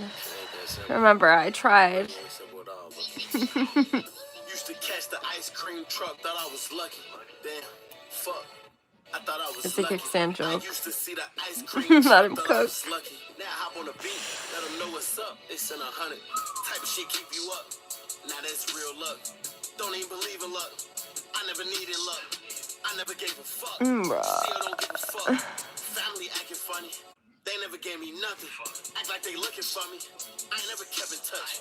I miss birthdays, but my mama don't be tripping. I miss holidays, but my mama don't be tripping. You were funnier when you were unintentionally funny, dog. How many tattoos do you have? 30. Real Trish, baby. Now I'm up. Fuck, nigga. What the fuck you do? I don't owe you nothing. Fuck niggas. Wartime, I ain't have to kill shit. I was with a bunch of killers. I don't know if you win. Sometimes I can't even trust myself. I don't trust niggas. Red card, that shit. Or I let these drums kill them. Both my sons worth some millions. I can let my sons kill them. I fuck niggas up for fun. I can have some fun with them. Niggas ain't even. He said, stop. All that street shit had me numb. Sipping drip, had numb feelings. Mick had Stu booked at like 1. I'm like, I'm not done drilling. Birthdays at my auntie promise. I'm like, I'm not done drilling. Should've been on the red carpet. I'm scared to read this. I'm still here cause I'm the hard. I love that. I hate from India. Nah, I could put that joke. Nah. You were over-exaggerating, for sure. You cook, but not in a good way. For sure. Do all your tattoos mean something? Yeah, no. This on my gut, just because they were cool. Like this gun, it means nothing, genuinely. This one, it means nothing. It's just dope. Like, I'm like, I'm not done drilling. Birthdays at my auntie promise. I'm like, I'm not done drilling. I should have been on that red carpet. I'm like, I'm not done drilling. yeah, no, that's funny. That's like the best way to like silently hate someone, but like, cause it's like, damn, that's kind of sweet, but like also not at all. So it's like, I don't know whether to be mad about that.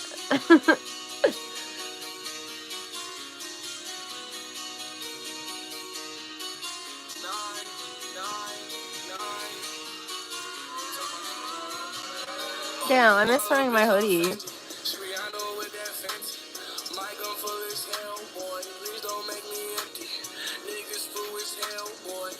I mean, I don't know if saying hate from India is all that shadish, you know? Like, in my opinion, that's like failing at sending hate. It's like, I don't know.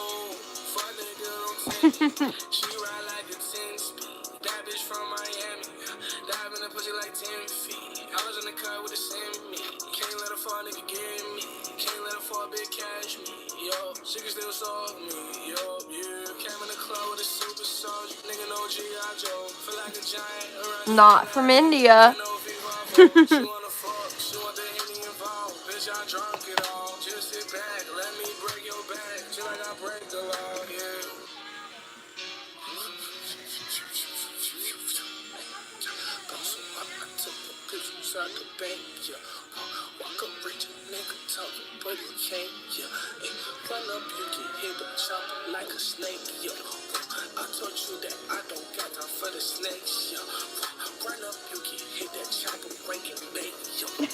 the fuck? Some of these lyrics are weird as fuck. The sovereign citizen.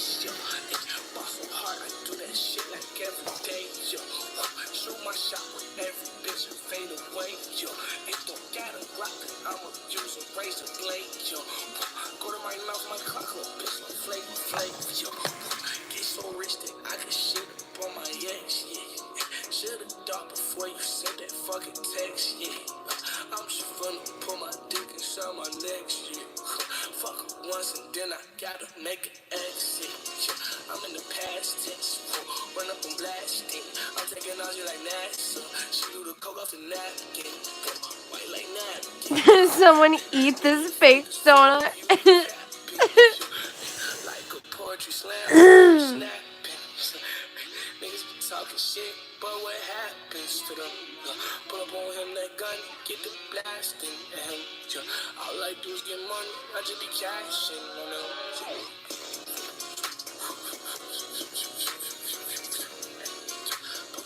Can you tell me the way?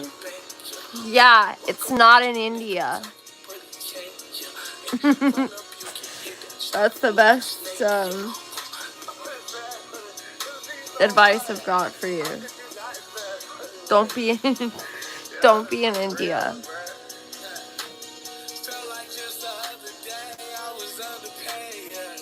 Chuck my sprinkles at you.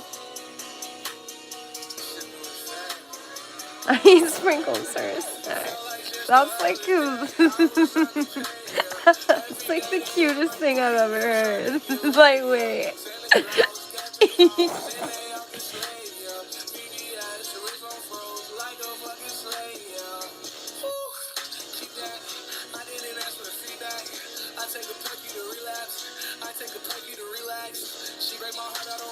Ask to where you are. What? Sometimes just be me. I don't know, like the aneurysm or some shit.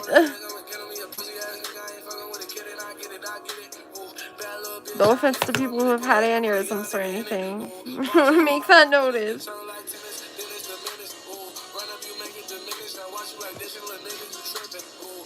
Damn.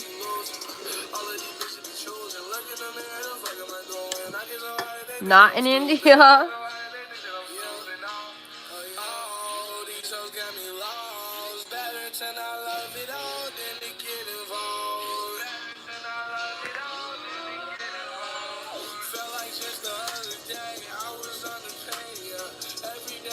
With an iced coffee? It sounds like Tim Hortons. Like, wait.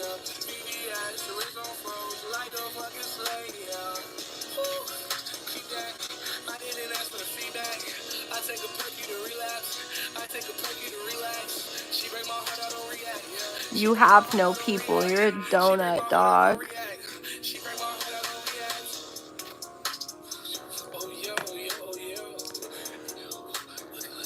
What did I do? How did I fuck that up that bad?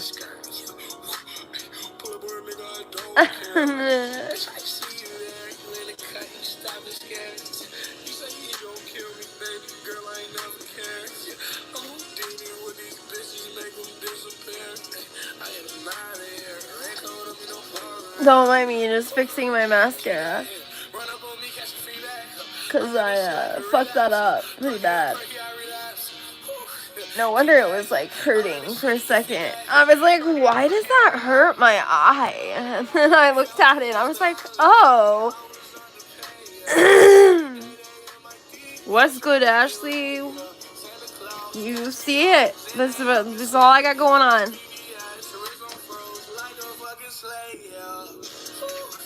Given it is pretty exciting. I know.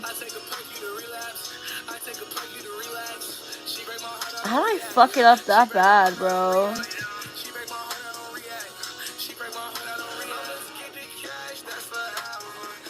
Stop. Such a hater. I feel like you're an undercover hater.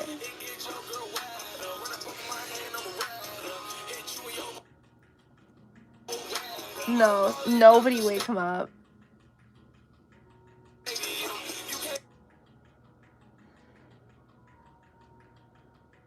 Just let bro die in his sleep at this point. How am I fucking it up worse?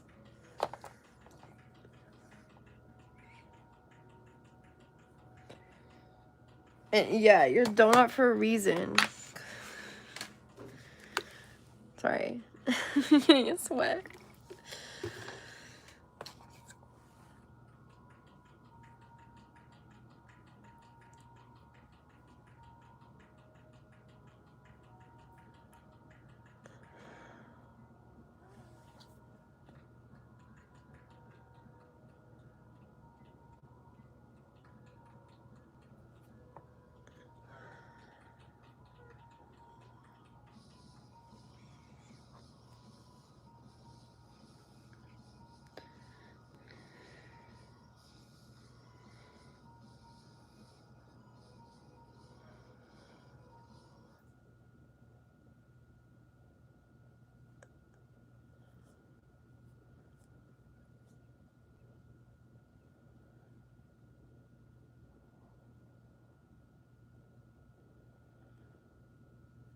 Ew, what the fuck is wrong with my chat, bro?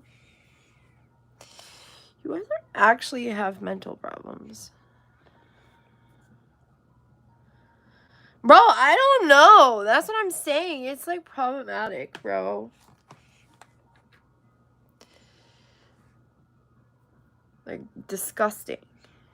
I don't know how shit goes in your area, but that's not how it works here.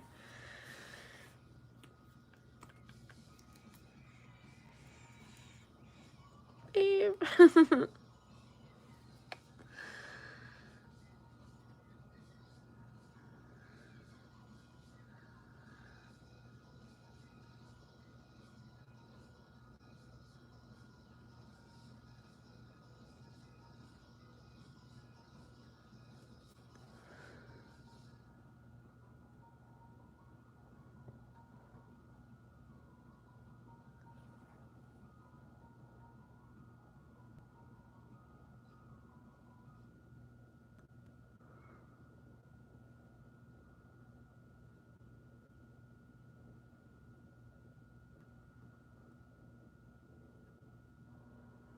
Some of y'all got issues. I don't even think therapy could help.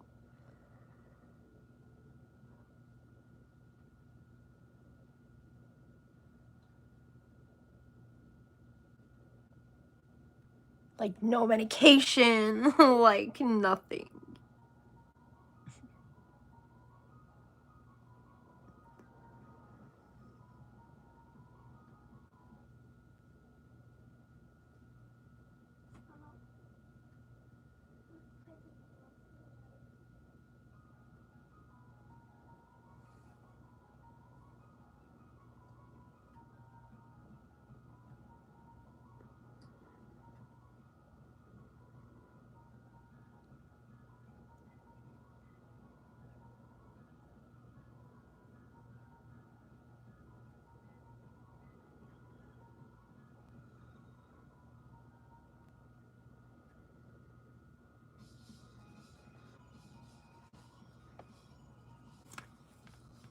Oh,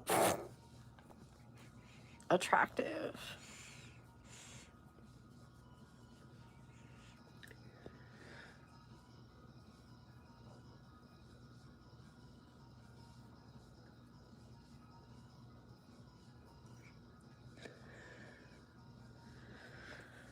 Alright, it's looking better, okay?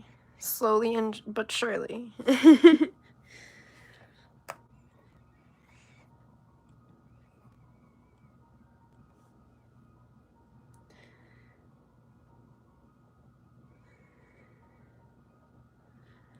Baby, you forgot our DMs. I see you.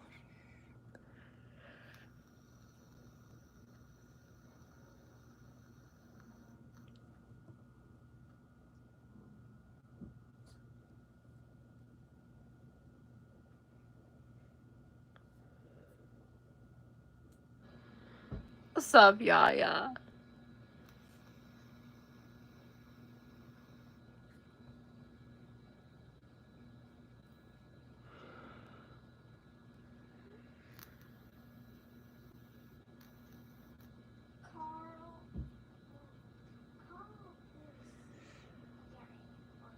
Donut lives don't matter.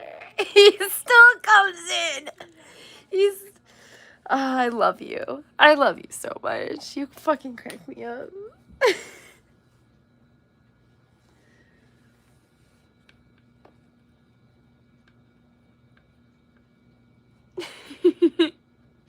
Blinker vape, bro. That's my nicotine vape.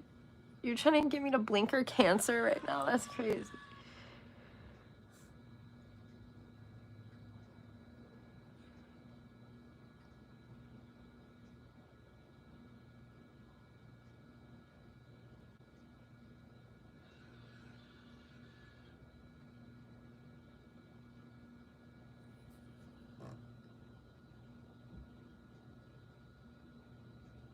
Trying to get me to blinker my fucking nicotine vape is crazy.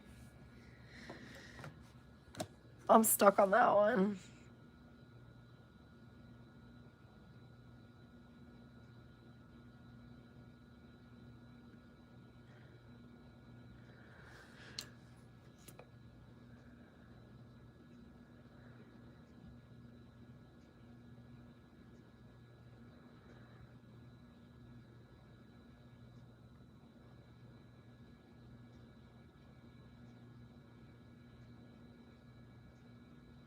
Who the fuck is Jay?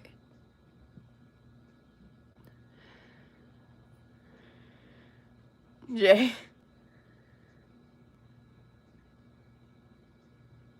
Oh, like, is this what we're doing?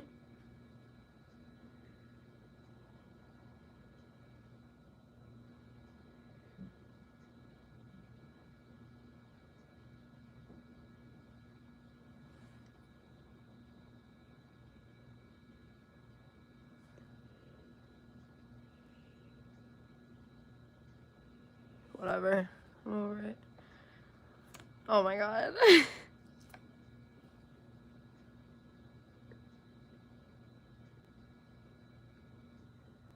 Oh. Ooh.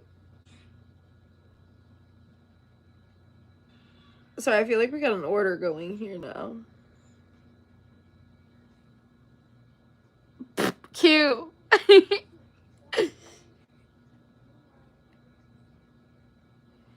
Babe. It's the lag. T. Fuck. Y'all suck. You. Fuck you guys. You guys, there's a lag on the stream, so it's making it difficult. Y'all do your thing. I'm shutting up.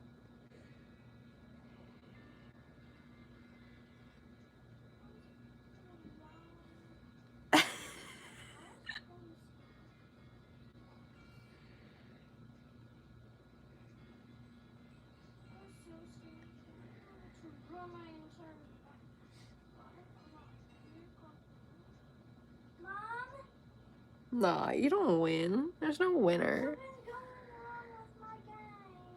Bring it here. Well, then I don't know what you want me to do. It's already fine. It already fixed itself. That's good. Thank God.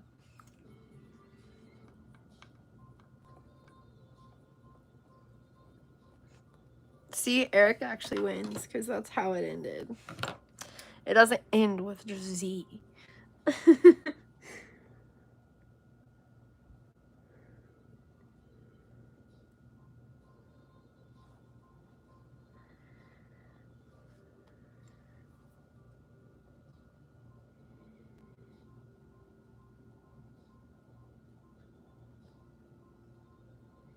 Ah!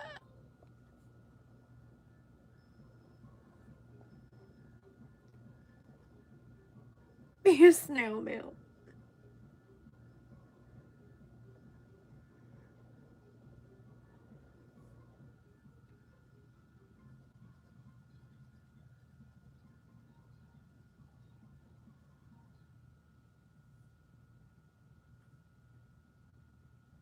Yeah, see, you suck. Send me a donut, too.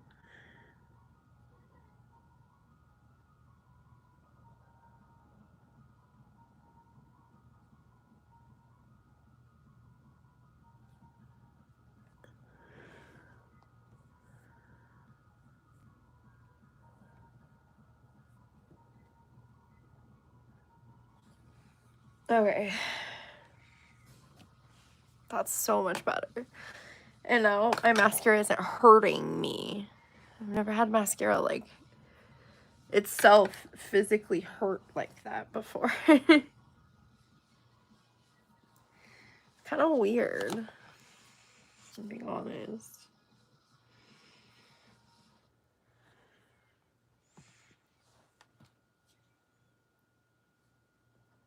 Yeah, you're a real businessman, huh?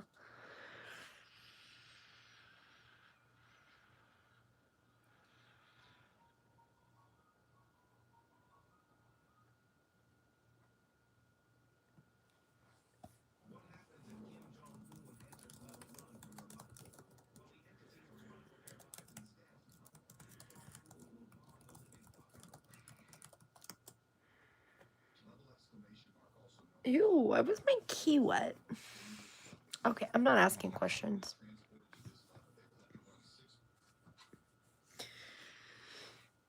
Thank you. I mean, I look the same as I do every day, but thanks. I never saw a house that was so giant and was also red. And I never saw any One for Your Life in Minecraft. Interesting. What's up, Sticky Buds? That had to be Minecraft too.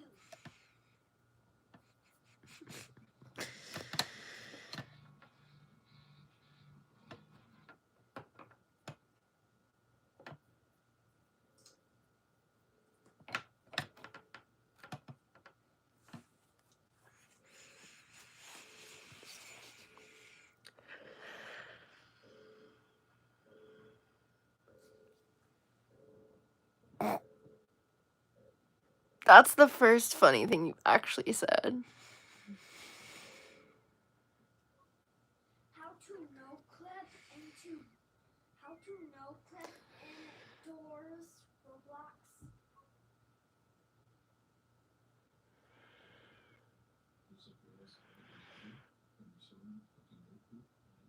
Yeah, I know. You're here. I love that.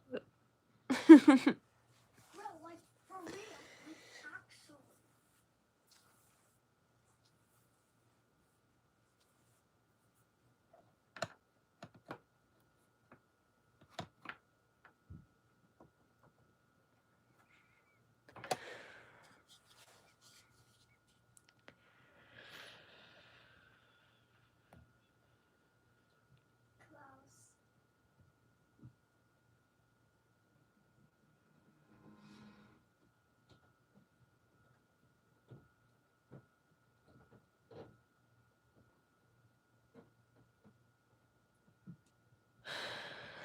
I'm just disappointed in you, Baked Donut.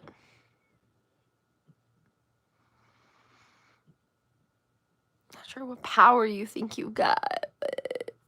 I always wanted to see where it is. Even the one funny thing you said didn't make me laugh. Like, and that was me laughing at you, not at something you said.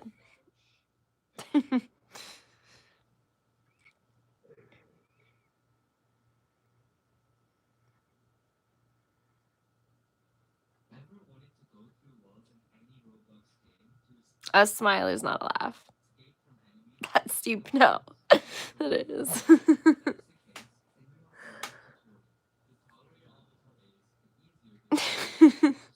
A smile is not a laugh.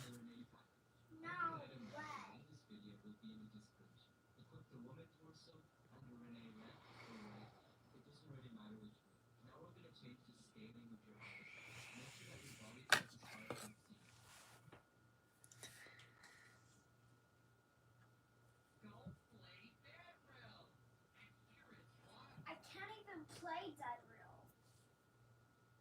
I can't play Dead Real. He's so butthurt too. He's like, man, quit lying.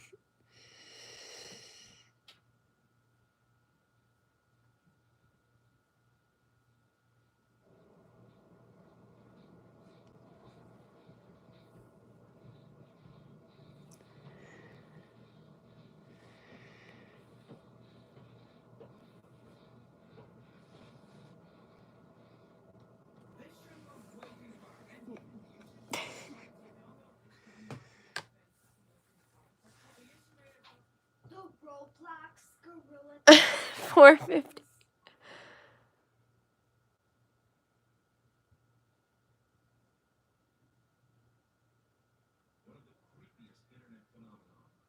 Ew.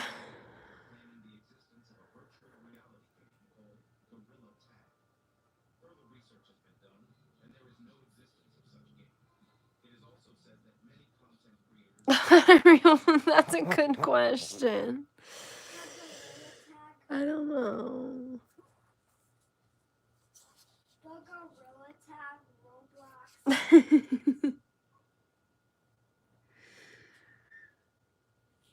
Gorilla tag Roblox backwards.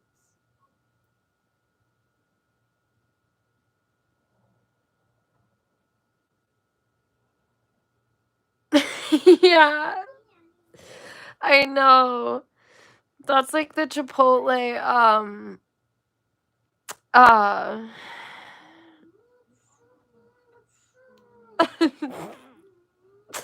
uh, the presses for the tortillas, like, that makes them warm and shit. Yeah, that's like those. You literally just press that bitch on there for like 2 seconds and that bitch is hot as fuck.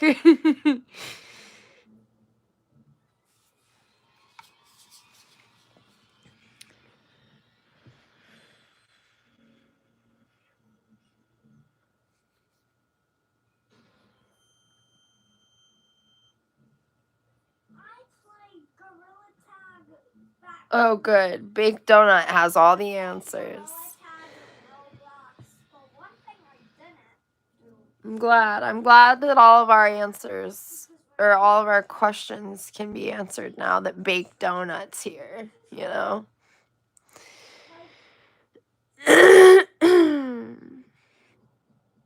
So glad.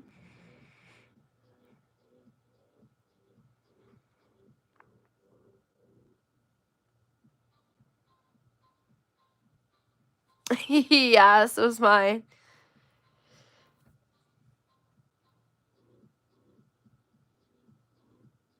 Can you make a heart for a turkey? Nobody's ever asked me to do that before. Oh no, you're spamming. Well, now I feel like I still have to make the heart for turkey. You forgot the 4 for 420. What? The 4 for 420? I'm so confused.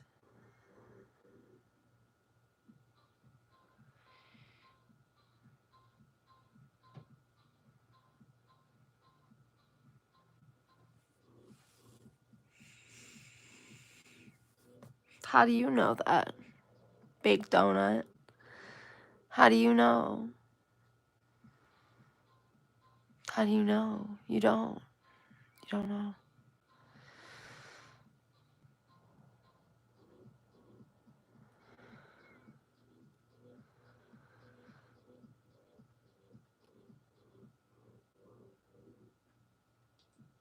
Oh, it's backward. There's 20 people in here. There's 4. Is that what you're talking about?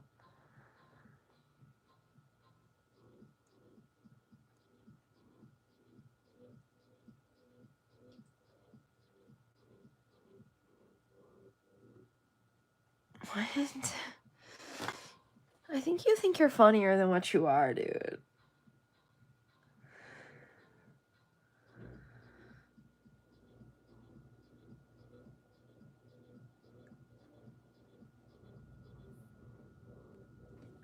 It makes it easy to clown on you, though, for real.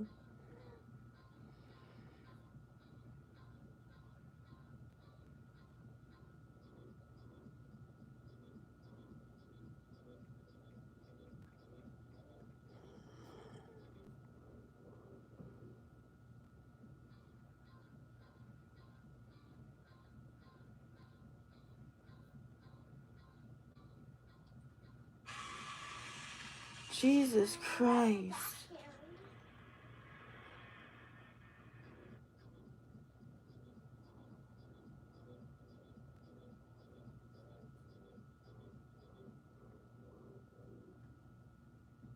Why is there still... Oh, okay, I got it, I think. There was like a film over my eye. It was weird, but I got it.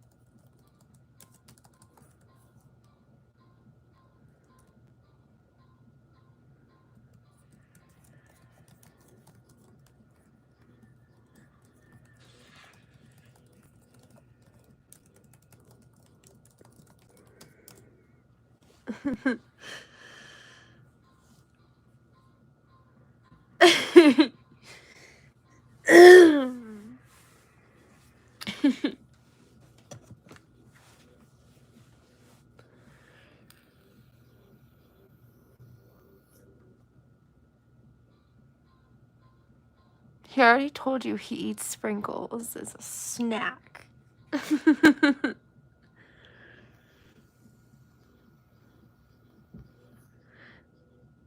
It is. It is.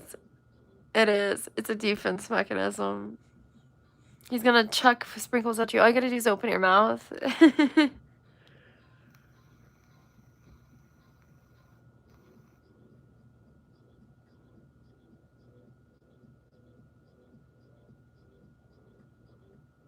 Deadly neurotoxin. Bro, just say it's poisonous. Like, like you don't have to be like, oh, it's laced with a deadly neurotoxin. Like, who the fuck are you? Like,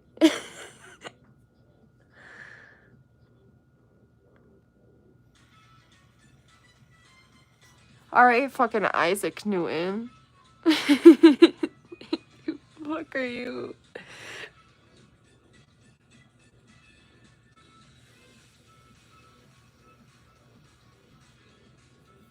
Bruh, I do know what a neurotoxin is.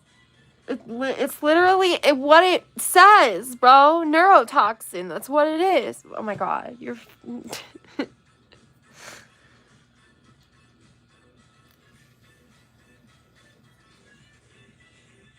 It's in the name. Neuro is like in the brain, bro. And then toxin is like poison. Like toxin. Something like not good for your body. toxins. They are harmful to the body or the brain. So neurotoxin would be like something that's harmful to the human brain. Yes, a chemical that would be harmful to the human brain. Yes, you're welcome. Well, it's better than fucking neurotoxin.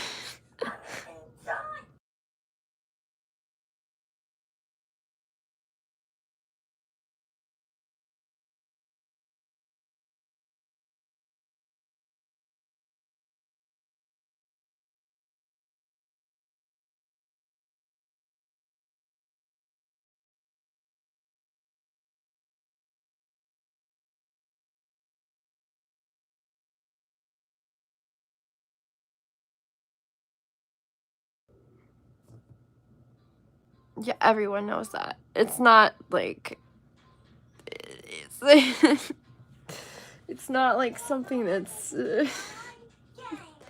it's literally in the name. That's common sense.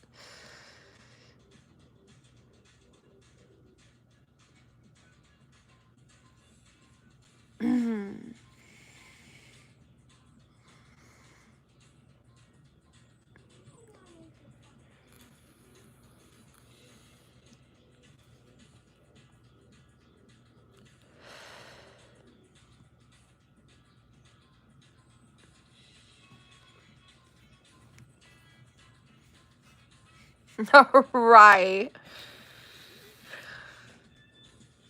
When my hand is here and the other's on my hip. Right.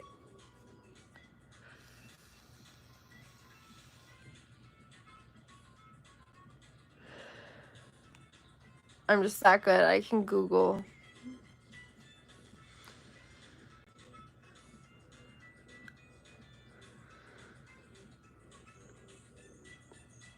Oh god. There's the Russian. We do only speak English in the chat though, for real, for real. So like, yeah. Yeah, I'm just holding a fucking hot dog, bro.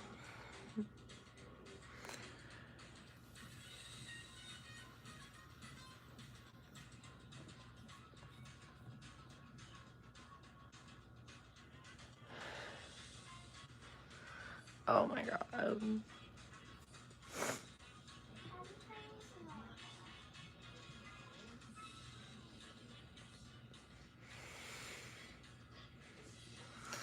Well, this vape is not a hot dog shape. The lucky hot dog.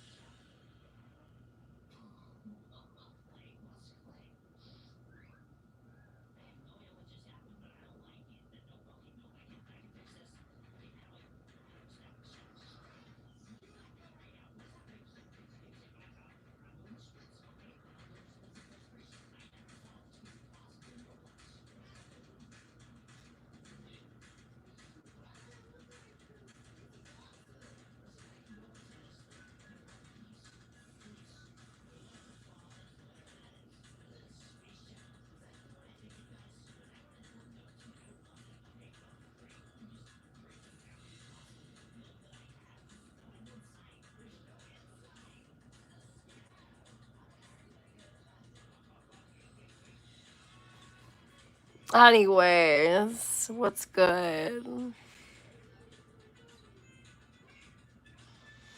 I was trying to find something to watch, but I don't fucking know.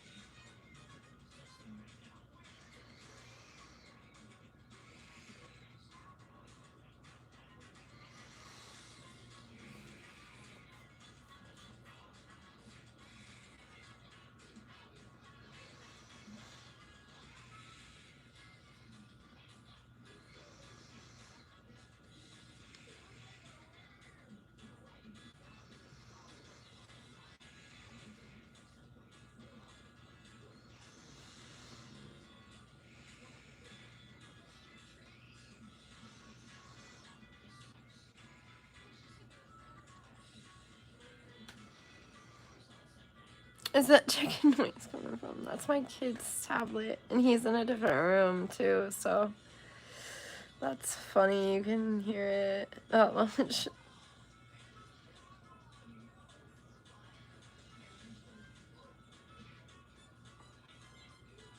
I mean, there's no chicken noise, but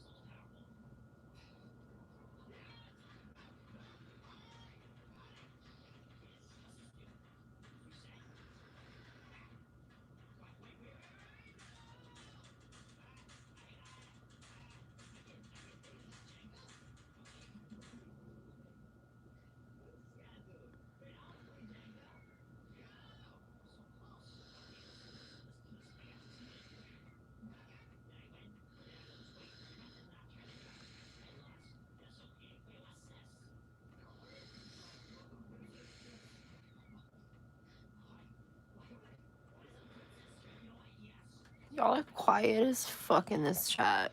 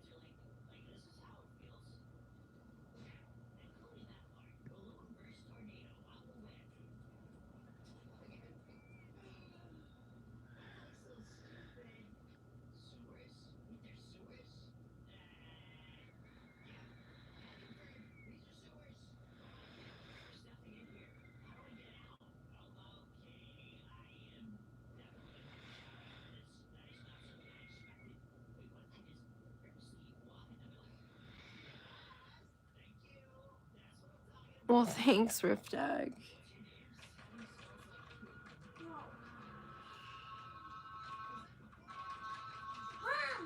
Hold on, guys.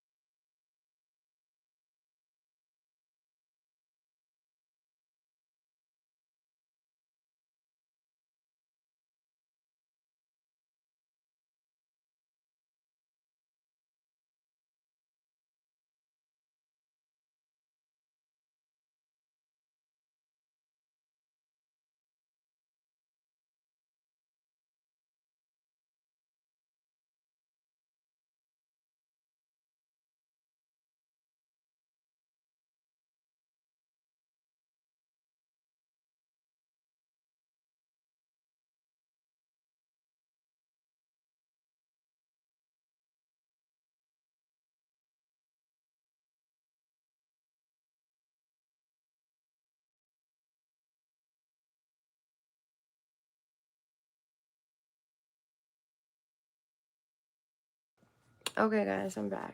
Sorry.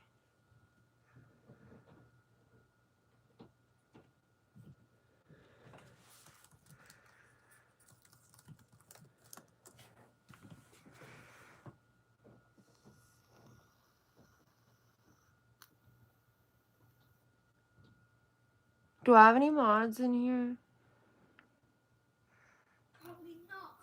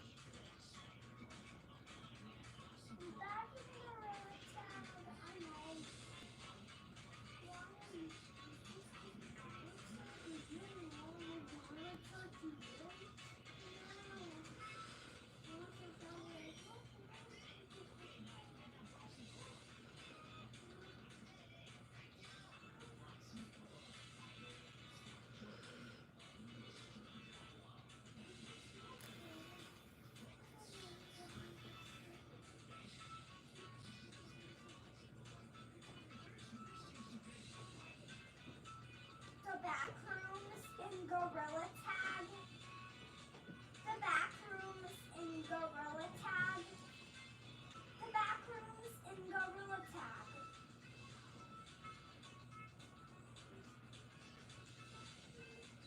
The Gorilla Tag back rooms.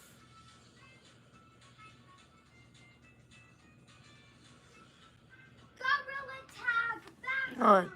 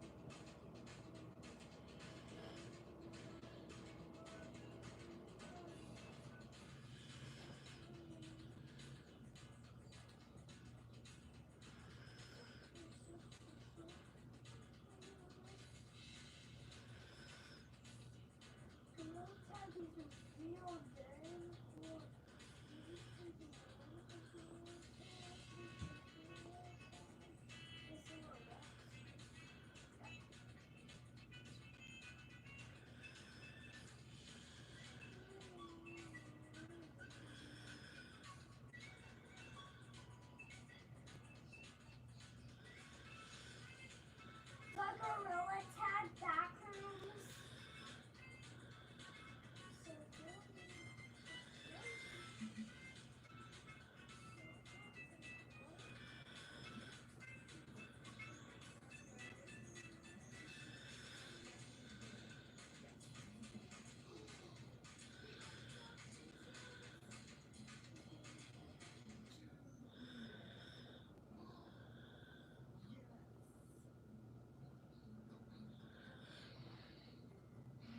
Y'all are quiet today. What's up, Rockstar? What's up, Endless Routes? It's good. Any good stuff on YouTube to watch? Honestly, I don't really know. Yeah, it is kind of an early stream today.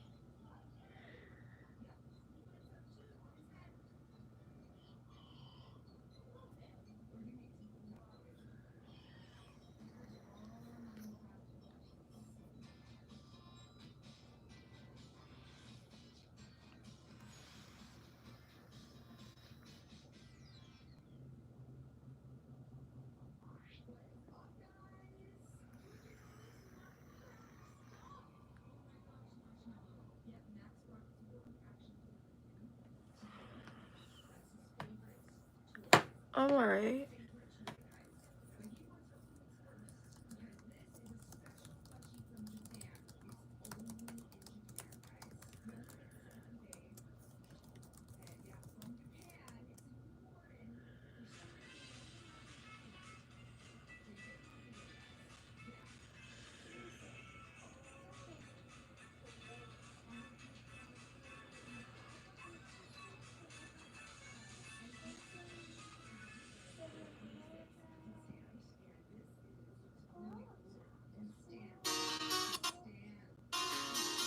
And I don't want to listen to music right now.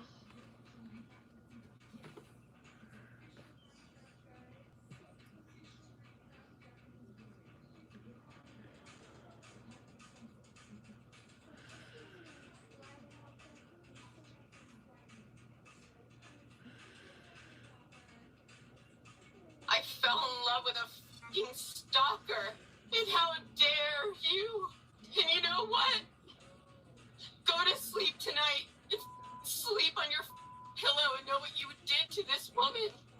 The one in my chat says the world is my oyster in my crack. Leave it up to YouTube, you know? Leave it up to YouTube. This is Morgan, better known to her thousands of online followers as Unstoppable Morgan. And in the summer of 2023, she proves that the name is earned. Taking some time off from her usual travel videos, Morgan immerses herself in a summer romance that turns into a living nightmare of venomous allegations and twisted mind games involving money, reputation, and even violence. The question, is Unstoppable Morgan the innocent victim of this madness, or is she the architect? And now he has my dogs. Now he has my dogs. Now he has my dogs. It's August 16th, 2023 in Sparks, Nevada, and the Washoe County Sheriff's Department gets a very unusual call. Hi, I'm calling to report a crime. Okay, what crime? Extortion. Okay, where did this occur? It occurred online. I had called the FBI last night, and they told me I needed to notify the local authorities as well. Okay, is the computer at your house when this happened? No, it's being done by social media. Okay, what is her relationship to you? She's my ex-girlfriend. Okay, and what exactly was the extortion that she made? She wanted $400,000. She made a post saying that she got a black eye, but she didn't say how or that it was me. She alluded to it and made several other posts after that, and actually did again say she wanted to be quote unquote paid out. She said, "Buy me out like the last pick you has been $400K." It's not every day that a call comes into 911 reporting an alleged online extortion, but as we'll soon hear, that's only the tip of the iceberg when it comes to John's extraordinary story. Okay, and I'm not on that property, by the way. It's only her. I've been sleeping on a dirt road in the desert up north of there. Okay, we need you to meet with our deputies to take a report, so where do you want to meet at? Could we meet at my office? Okay, sir. The dispatcher has deputies meet him at his office later that morning. It's there that John shares the stormy tale of a What the romance fuck? gone sour. We also find out that this isn't John's first contact with the Washoe County Sheriff's Office this week. Yesterday, I responded out to the house for a wellness check for her. I was here. She was kind of in an emotional state yesterday, so it wasn't super clear. So just kind of when you guys started dating. We started online dating, phone, distance relationship, And how did you meet her? online. She's a YouTuber. Okay. She has an online presence. Okay. John goes on to explain that just like thousands of her followers, he was a fan of Unstoppable Morgan's YouTube channel. The pair met online and started dating. Soon, he invited her home. She had these ideas about, what she wanted to do for her next project, for her channel, and this and that. I got space. Why don't you come on out this way? So she came out this way, stayed for about a week. She went up to Idaho for a couple of weeks to go tour some hot springs and film content for her YouTube channel. We'd still been talking on the phone. I was working on things. Yeah. She was like, okay, well, I'll come back. But John tells the officers that things quickly deteriorated from there. She just progressively got more unstable. And so I was like, look, still love you as a friend, but I don't think we can, have a relationship on any kind of romantic level. Then started going online and doing stuff. One day she was like, oh yeah, we broke up, and she took a bunch of stuff out of my house and was posting a live on YouTube saying that she stole my dog and she stole my Rolex and all this stuff. Was driving around live streaming it. As John relates the story to deputies outside his office, the details of this shattered romance grow more and more outlandish. Their living situation in particular has been a major source of conflict. The officer asked John when Morgan moved into the home's mother-in-law suite. She was never really fully in the mother-in-law's. She was in my room for quite a bit, and then moved into the mother-in-law's after the first call. When your partner said, look, I checked the house, she That's locked crazy. the door, told her, you stay on that side, you stay on that side. And what was the reason for that call? I've kind of read through it a little bit. Right. Like, what was the whole issue with So that? the whole issue with that was Yeah, on it's Sunday morning, body my sister, cam stuff. had said, hey, I was just made known to me that there were some live videos that Morgan had recorded inside the facility. She signed the NDA saying that she wouldn't film or take photos or anything, blah, blah, blah. Can you ask her to take it down? So I asked Morgan, hey, I talked to my sister. She's asking if you take this video down. She flipped out. Tell me what time, what timestamp, blah, blah, blah, going off. John explains that Morgan had posted several videos of the inside of his family business setup, despite signing an NDA regarding pictures or videos of his work when she had visited the facility. John says that his sister then came to him wanting to know why Morgan was still living at his house. I was like, I've been trying. I've asked her nicely. I told her this won't work as a romantic relationship, yada, yada. And she's like, okay, fine. John's sister and her husband decide to go out to the house to convince Morgan to take down the videos she's filmed without permission. But the conversation quickly turns heated. She was going off. She was drunk. When they went in there, they were like, okay, well, it appears that she is packing her things up. She's clearly intoxicated. We can't ask her to, drive away or anything like that. So I've literally, since Sunday night, been sleeping up the road, but the off-road section right outside of Pyramid Lake. John explains that Morgan's tantrums and sudden outbursts had scared him to a point where he packed out of his own house and had been sleeping in his car up a dirt road. In his quest for a solution to the problem, John even reaches out to Morgan's family. Their response is astonishing. I called her brother yesterday, and I'm like, I don't know what's going on. Your sister's been drinking for a few days. She says she's going to leave. She still hasn't left, and I'm not sure what to do. He literally responded, you do what you got to do, man. She's just had an ongoing issue with everyone in her family. brother was like, you know, if you gotta try to get her 5150, this, that, and the other, he's like, you just do what you gotta do. 5150 is a reference to laws that allow for the detainment of persons experiencing a mental health crisis. Meanwhile, John tells the deputies more dark details about the messages Morgan has been sending. No, I want 400K for my silence. I'll leave. We had a text exchange about her demanding money and then saying, well, I know you're broke, so I'll settle for 20K for my silence. What is she wanting her silence for? Well, she's claiming that she'll ruin my reputation. With serious allegations hanging in the air, deputies must consider all possibilities. Is John trying to get out ahead of the story with a tale of his own, or is Morgan inventing accusations for financial gain? John tells the deputies his version of what happened. So I went and knocked on the door. I actually thought she might try to pull some, so I had my phone recording in my back pocket, audio only. She finally answered the door, just soaking wet, like she'd gotten out of the bathtub, towel on, very disoriented. I was like, hey, I'm just checking on you. I saw the posts you made about help me, I need help, I'm not good. We're still just standing in the doorway, and she's like, I don't know, something, my eye, I'm like trying to look, I'm like, what's going on, right? We have a brief conversation, she slams the door, I leave. It's a simple enough story, but is it the truth? That's something police must investigate. But first, they want to see exactly what Morgan has been posting online. Last night at like 2-ish or so in the morning, she sends me some texts. Oh, she's still texting? She's still texting. That's the most recent text. She's trying to say that because of her antics, she's gained more subscribers and is making more money and then demanding 400K. She even sent her bank account screenshot with her routing info and everything. She's saying she wants some money for silence, and then she started posting early this morning around 2 or 3 a.m. photos that apparently that she's taken down that showed that I had physically abused her. Do you have those photos on here? Can you? Yeah, they're in the email. As the deputy reads through the posts, he finds a message in which Morgan references something ominous. What's this? Unstoppable Army. What is that? That's what she calls her followers on her social media platform. Okay. Police now understand that Morgan's threats have teeth. Her popularity on YouTube gives her a wide audience, and her loyal followers will likely believe any allegation she makes against her ex-boyfriend. John also explains a little more about how the situation between them deteriorated so drastically this week. I had given her till yesterday to be gone. That was the deal that we agreed to via text. She said, okay, fine, I understand, I'll be out. And I said, the other option is that I will have to go down and get an eviction notice filed for you. So you pick. And obviously she didn't like that ultimatum. Probably not the smartest thing on my behalf to even state that. But, yeah. You mentioned here that you contacted the FBI? Yes, last night. Last night? Yes. Okay. What did the FBI tell you?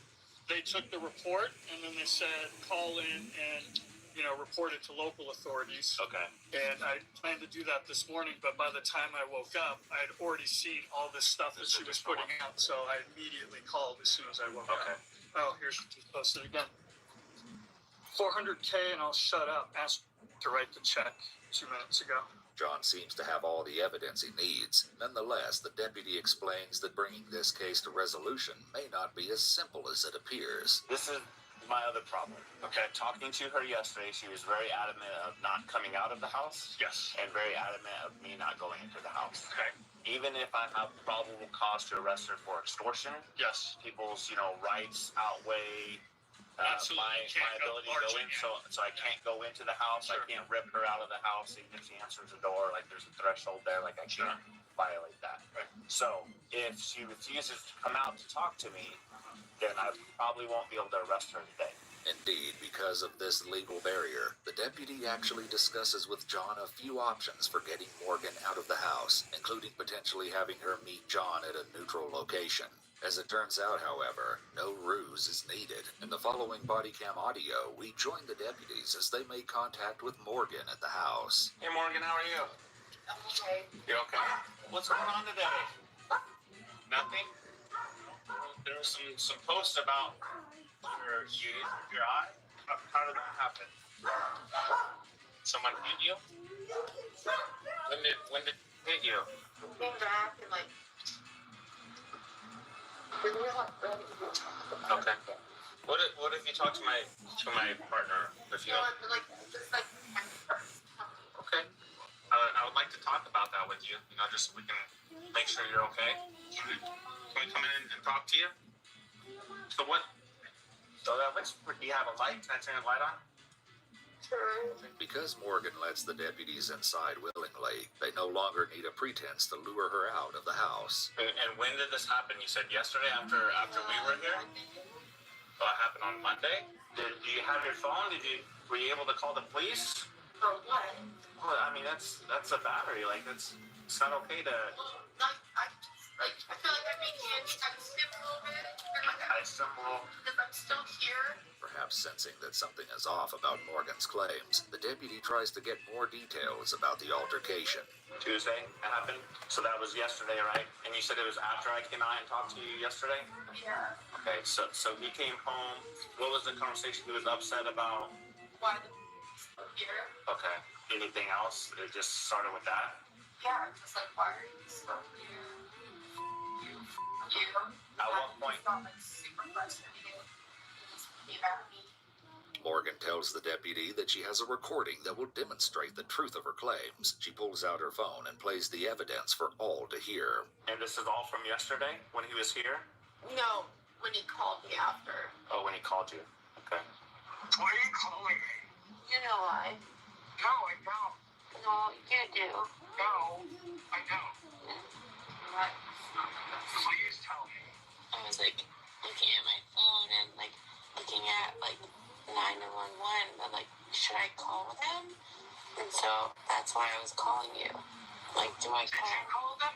No, and I wasn't sure. What are you saying right now, Morgan? That's what I'm saying. Like, I wasn't. What you're talking about? Yeah, like I wasn't sure if I should. Like, should I?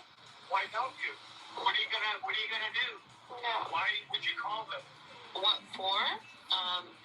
Extremely abusive and threatening me. What did I threaten you with? My life. I did? The recording doesn't get the deputy any closer to resolving the matter, but it seems Morgan herself is eager to put the whole thing in the past. He's a nice guy. Like I said, like I feel like I stayed, like I'm still here. He doesn't deserve any action. Yeah. This was a big mistake. What was a big mistake? It's just the whole thing. Like coming here or dating him, or what part was it? No, like the hitting me thing. Okay. That was like just a big mistake. Has he ever been like No. violent with you in the past or physical with you? No, just hurt. The deputy clearly isn't impressed with Morgan's evidence, but he continues to ask about the altercation and its fallout, warning her to take the matter seriously. Her response shows that there is more to unstoppable Morgan than meets the eye. Like, it's fine, everything's fine. Like, he's gone and he's left me alone. And But what happens if he comes back? Because he does live here. So I have a gun. you have a No. gun? Shoot him. Can I? If he comes in here, I will shoot him. Can I?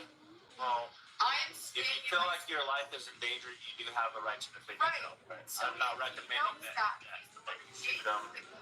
Perhaps realizing that the situation between John and Morgan has the potential to get much worse if left unresolved, the deputy steers the conversation in a different direction. So did you send him any messages or anything about any money? Oh, that was a joke. He gave his ex-wife $400,000, so I was joking. He said I wanted $400K to leave. It was a joke. Did you tell him that you were joking? He No. How does he know that you were joking? just by the context of it all. Well, I read all the messages and I've seen all the posts. They don't Yeah. seem to be joking. I know what it looks like, but like he knows. Leaving aside the question of whether or not the posts were mere jokes, the deputy explains that there are some discrepancies in Morgan's timeline. What was it that you were referring to about being silent if he paid you the money? You told him that if he paid you the money that you would be silent and just leave roll aside about that injury. And that happened yesterday? Like I said, I want to, like, I'm a little confused. Okay. It's like very distraught. Well, you said that it happened after I would talk to you yesterday. Yeah. Some of those messages were before yesterday. What were those about being silent and just leaving? Morgan doesn't seem to have an answer for this, so the deputy tries to determine why she posted pictures of her black eye to her army of followers. But when you posted the pictures, was that to imply like that he did those? Is that why you posted them? To hurt him? Is there a specific reason you want to hurt him? You said that he's a nice guy and he's let you stay here. The reason that you posted those to hurt him specifically? Well, that's something I have to ask myself. And so it's like this tit for tat thing going on right now, where he's like, I want to destroy you, and I'm like, what actions has he done to destroy you? right, he said that I need help, and I need a mental institution, and he was like, I'm going to make sure that you get there, and I was like, why would you do that to me and my dogs? Do you think he's trying to destroy you by saying that you need to maybe get some help? Do I need help? No. I am 100% mentally sane. Morgan takes the topic of her mental health off the table, but she lets the deputy know that her anger at John comes from a wellspring of betrayal. Why do you hate him so much? Because he tricked me. How did he trick you? He just tricked me. He told me everything I ever wanted to hear. And coerced me to come here, and then I left, and then he coerced me to come back. And here we are. I just feel like such a fool. It was just me lying about everything. This bitch is crazy. I wanted a baby. We're having unprotected, and he's like, let's not try to have a baby, but let's not try to have a baby. And he just fooled me. As dramatic as these details may be, the deputy is more interested in hard evidence of wrongdoing. He makes one last attempt to get the truth about their supposedly violent altercation. How many times did he come over here yesterday? No, he didn't come over. He's just been driving past. So he didn't come over at all yesterday? Like I said, I have to look at my phone when it comes to the altercation, but after that, he's been gone. Will you look at the phone and see when the altercation happened? Because yesterday when I talked to you, you didn't have the black eye or anything. Right. But now you tell me that he didn't come over here yesterday, so I just... No, I didn't see that. I feel like I need a lawyer. You want a lawyer? You don't want to talk to me anymore? Okay. Morgan is clamming up, but the deputy reveals that he knows more than he's let on thus far. Would it surprise you to know if I told you that I recorded that conversation because he thought that there might be some allegations, so he recorded his conversation with you when he came home yesterday? Okay. And in the recordings, it doesn't sound like he was being violent or anything. Right.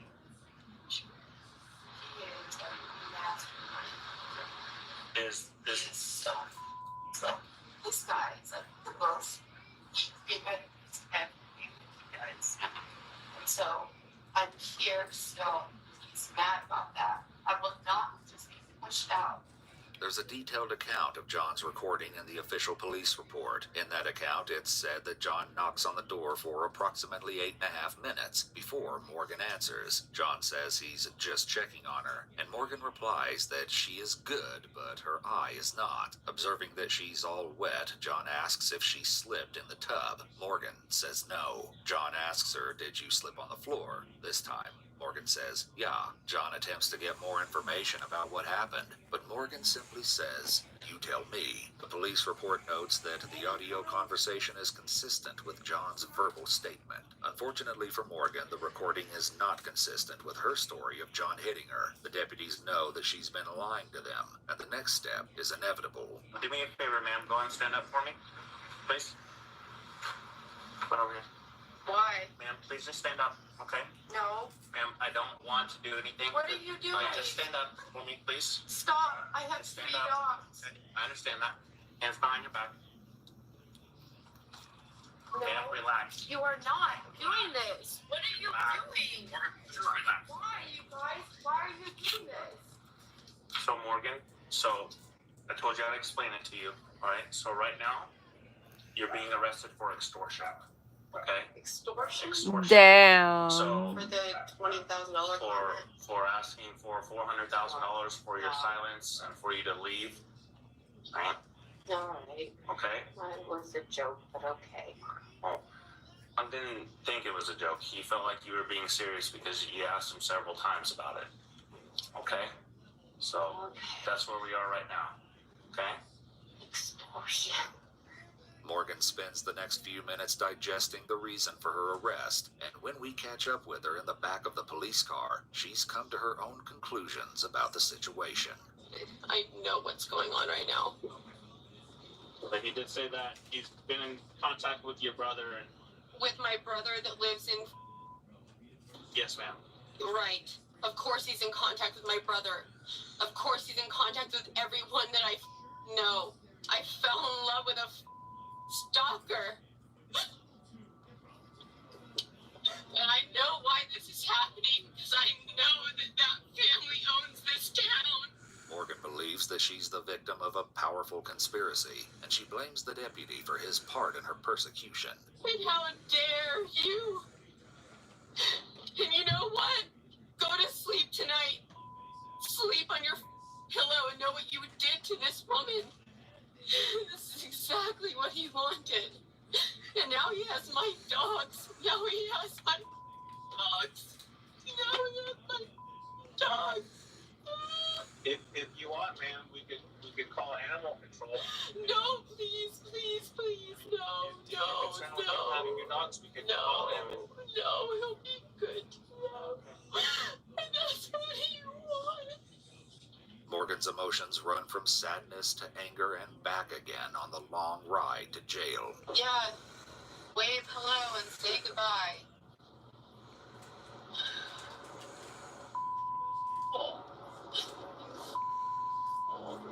Can you please turn this music off? What kind of music would you like? Just nothing at this point. But this is like the worst song ever. The song in question is Semi-Charmed Life by Third Eye Blind. This is not the song I need to go to jail to. Put on country? No. Can you just silence, please? You tricked me. What's up, Sleepy Swear? I tricked you? I invited you in the house, and I know that if I didn't, I wouldn't be here. You tricked me. I wasn't trying to trick you, man. I was trying to make sure that you're okay. Yeah. And you came inside because you knew that you would only have the authority to arrest me if I either crossed the threshold or I let you in. You tricked me. I hope this is meeting your quota. You don't have to go to experience. Yeah, yes you do. One of my best friends is a police officer. Yes you do. And he loves to deny that. Perhaps unsatisfied with how that exchange went, Morgan turns her attention to another source of her troubles. What is your occupation? I'm a... God, I hate saying that. Oh, God, I hate saying that word. No. YouTuber, I guess. Leave it up to YouTube, you know? Leave it up to YouTube. This is like my last straw. Like, every person that I meet on YouTube is the most f***ed up piece of... Like, leave it up to YouTube. Morgan may be having second thoughts about dating her fans, but it isn't long before she turns her bitterness back to the deputy. So all along, when you walked in the door, you already knew? I was trying to figure out what was going on. Like, all those questions and, like, acting like you cared. I do care, man. That was all just a game. I'm trying to figure out what happened to your eye. I was trying to figure out, Right, after that happened, what happened, why you didn't call the police, Like, be a human for a second. Like, you know how crazy women can get. And I was yelling, and I know what I'm doing. And, like, I don't think that I would have done what he had done had I not been doing what I was doing.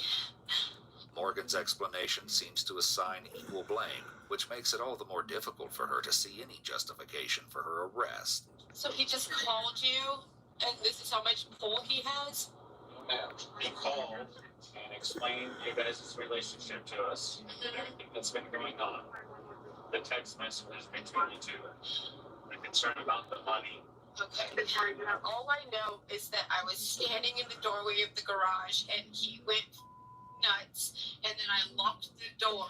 Morgan sticks to her story as it relates to the altercation, and she maintains that her posts are not as incendiary as they seem. For the record, it was a joke, okay? It was a joke. And I thought that I had privacy to my own platform, and I even blocked him on there. Like, the fact that he even saw that, he must have created, like, a new screen name or something. Like, it was a joke. Morgan's story has no effect on her circumstances, so she focuses instead on her immediate environment. Would you mind turning the air on, or at least letting the window down? Turning it on? Yeah, just like, or at least let the window down or something. Well, that doesn't work. Where's it blowing? Maybe the top. It's a modification. Morgan clearly isn't happy about her accommodations, but she hasn't lost her sense of humor completely, as we see in this comical exchange. Do you have any tattoos? Yeah. What's your biggest one? The one on my back? I don't know what the is that. What's good, Kaleem? Yeah. So, the one in my back says the world is my oyster. In my crap. It's 100% true. You want to see it? Okay. No, I'm not. Worst tattoo I ever got. She also reveals that this isn't her first run-in with the law. What the I fuck? have assaulting a police officer on my record 10 years ago. I don't want to say the same scenario, but like I drove drunk and I purposely rammed a car with my Bronco because she was driving too slow. And then I went back home, and then the police officers came to my house, and I had this like dog fence up, and he like tripped and fell over it. Yeah, he like tripped and fell over the dog fence, and then he claimed that I assaulted him. If Morgan is able to see the funny side of her troubles, her sense of humor vanishes when the deputy tells her that John is taking out a protection order against her. Protection order? Over what? Whatever. I protected him. But this mild display of anger is nothing compared to what we see inside the sheriff's office when Morgan realizes that police intend to comb through her cell phones. Do you give me consent to go through your phone to acquire that information related to this case? No. Okay. Go through my phone for, excuse me? For the text messages, the conversations, the things that you were posting about, do you give me consent to do that? I feel like I need a lawyer. Okay. It's just yes or no? No. Okay. In this scenario, requesting a passcode instead of a fingerprint or face scan is seen as testimonial under the Fifth Amendment. While courts differ on this, the Supreme Court has yet to address it directly. It's advised not to share passcodes to protect one's Fifth Amendment rights. However, under the Fourth Amendment, searching a phone without consent or a warrant is generally deemed unreasonable. Law enforcement must obtain a warrant based on probable cause for a phone search without consent. Well, you can log on there if you want to. Oh, we're going to download it all. Okay, I will help you do that. I just asked I if can you... sign on to Patreon right now and you can see the post if that's what you need. Like, log on. I gave you my phone password. You did. Yeah, I can't download them here. I have to take them upstairs. What do you mean download? Like, I'll send it. I'll send it to you. We're just going to download everything off that phone. You cannot. There's over 6,000 videos. Okay. We're only going to be getting the videos that are related to this case, not all your other videos of your YouTube. But there are no videos. It's a post. And so I was telling you, if you open my phone right now, we can screenshot the Patreon message. The post that I put on Patreon, we can screenshot it. It has nothing to do with videos. It has nothing to do with photos. I'm just going to apply for a search warrant for those things at this point. Right. Of course you would. So once we both know who you are. So once they're downloaded, then you can go through the process. Download it. There's nothing to download. It's a post on Patreon. You need to relax. Okay. Officials at the detention center administer a breathalyzer test for safety reasons. Morgan blows a .303, indicating severe impairment. In a video uploaded to her Patreon 8 days later, Morgan said, quote, "I like the idea of living a 100% sober life, so if this is what it took to get me here, then I'm grateful." Despite all the emotion of the day, the Washoe County District Attorney's Office decided later that month not to pursue the charges against Unstoppable Morgan. John has moved back into his home with his daughter and ditched living in the trailer for good.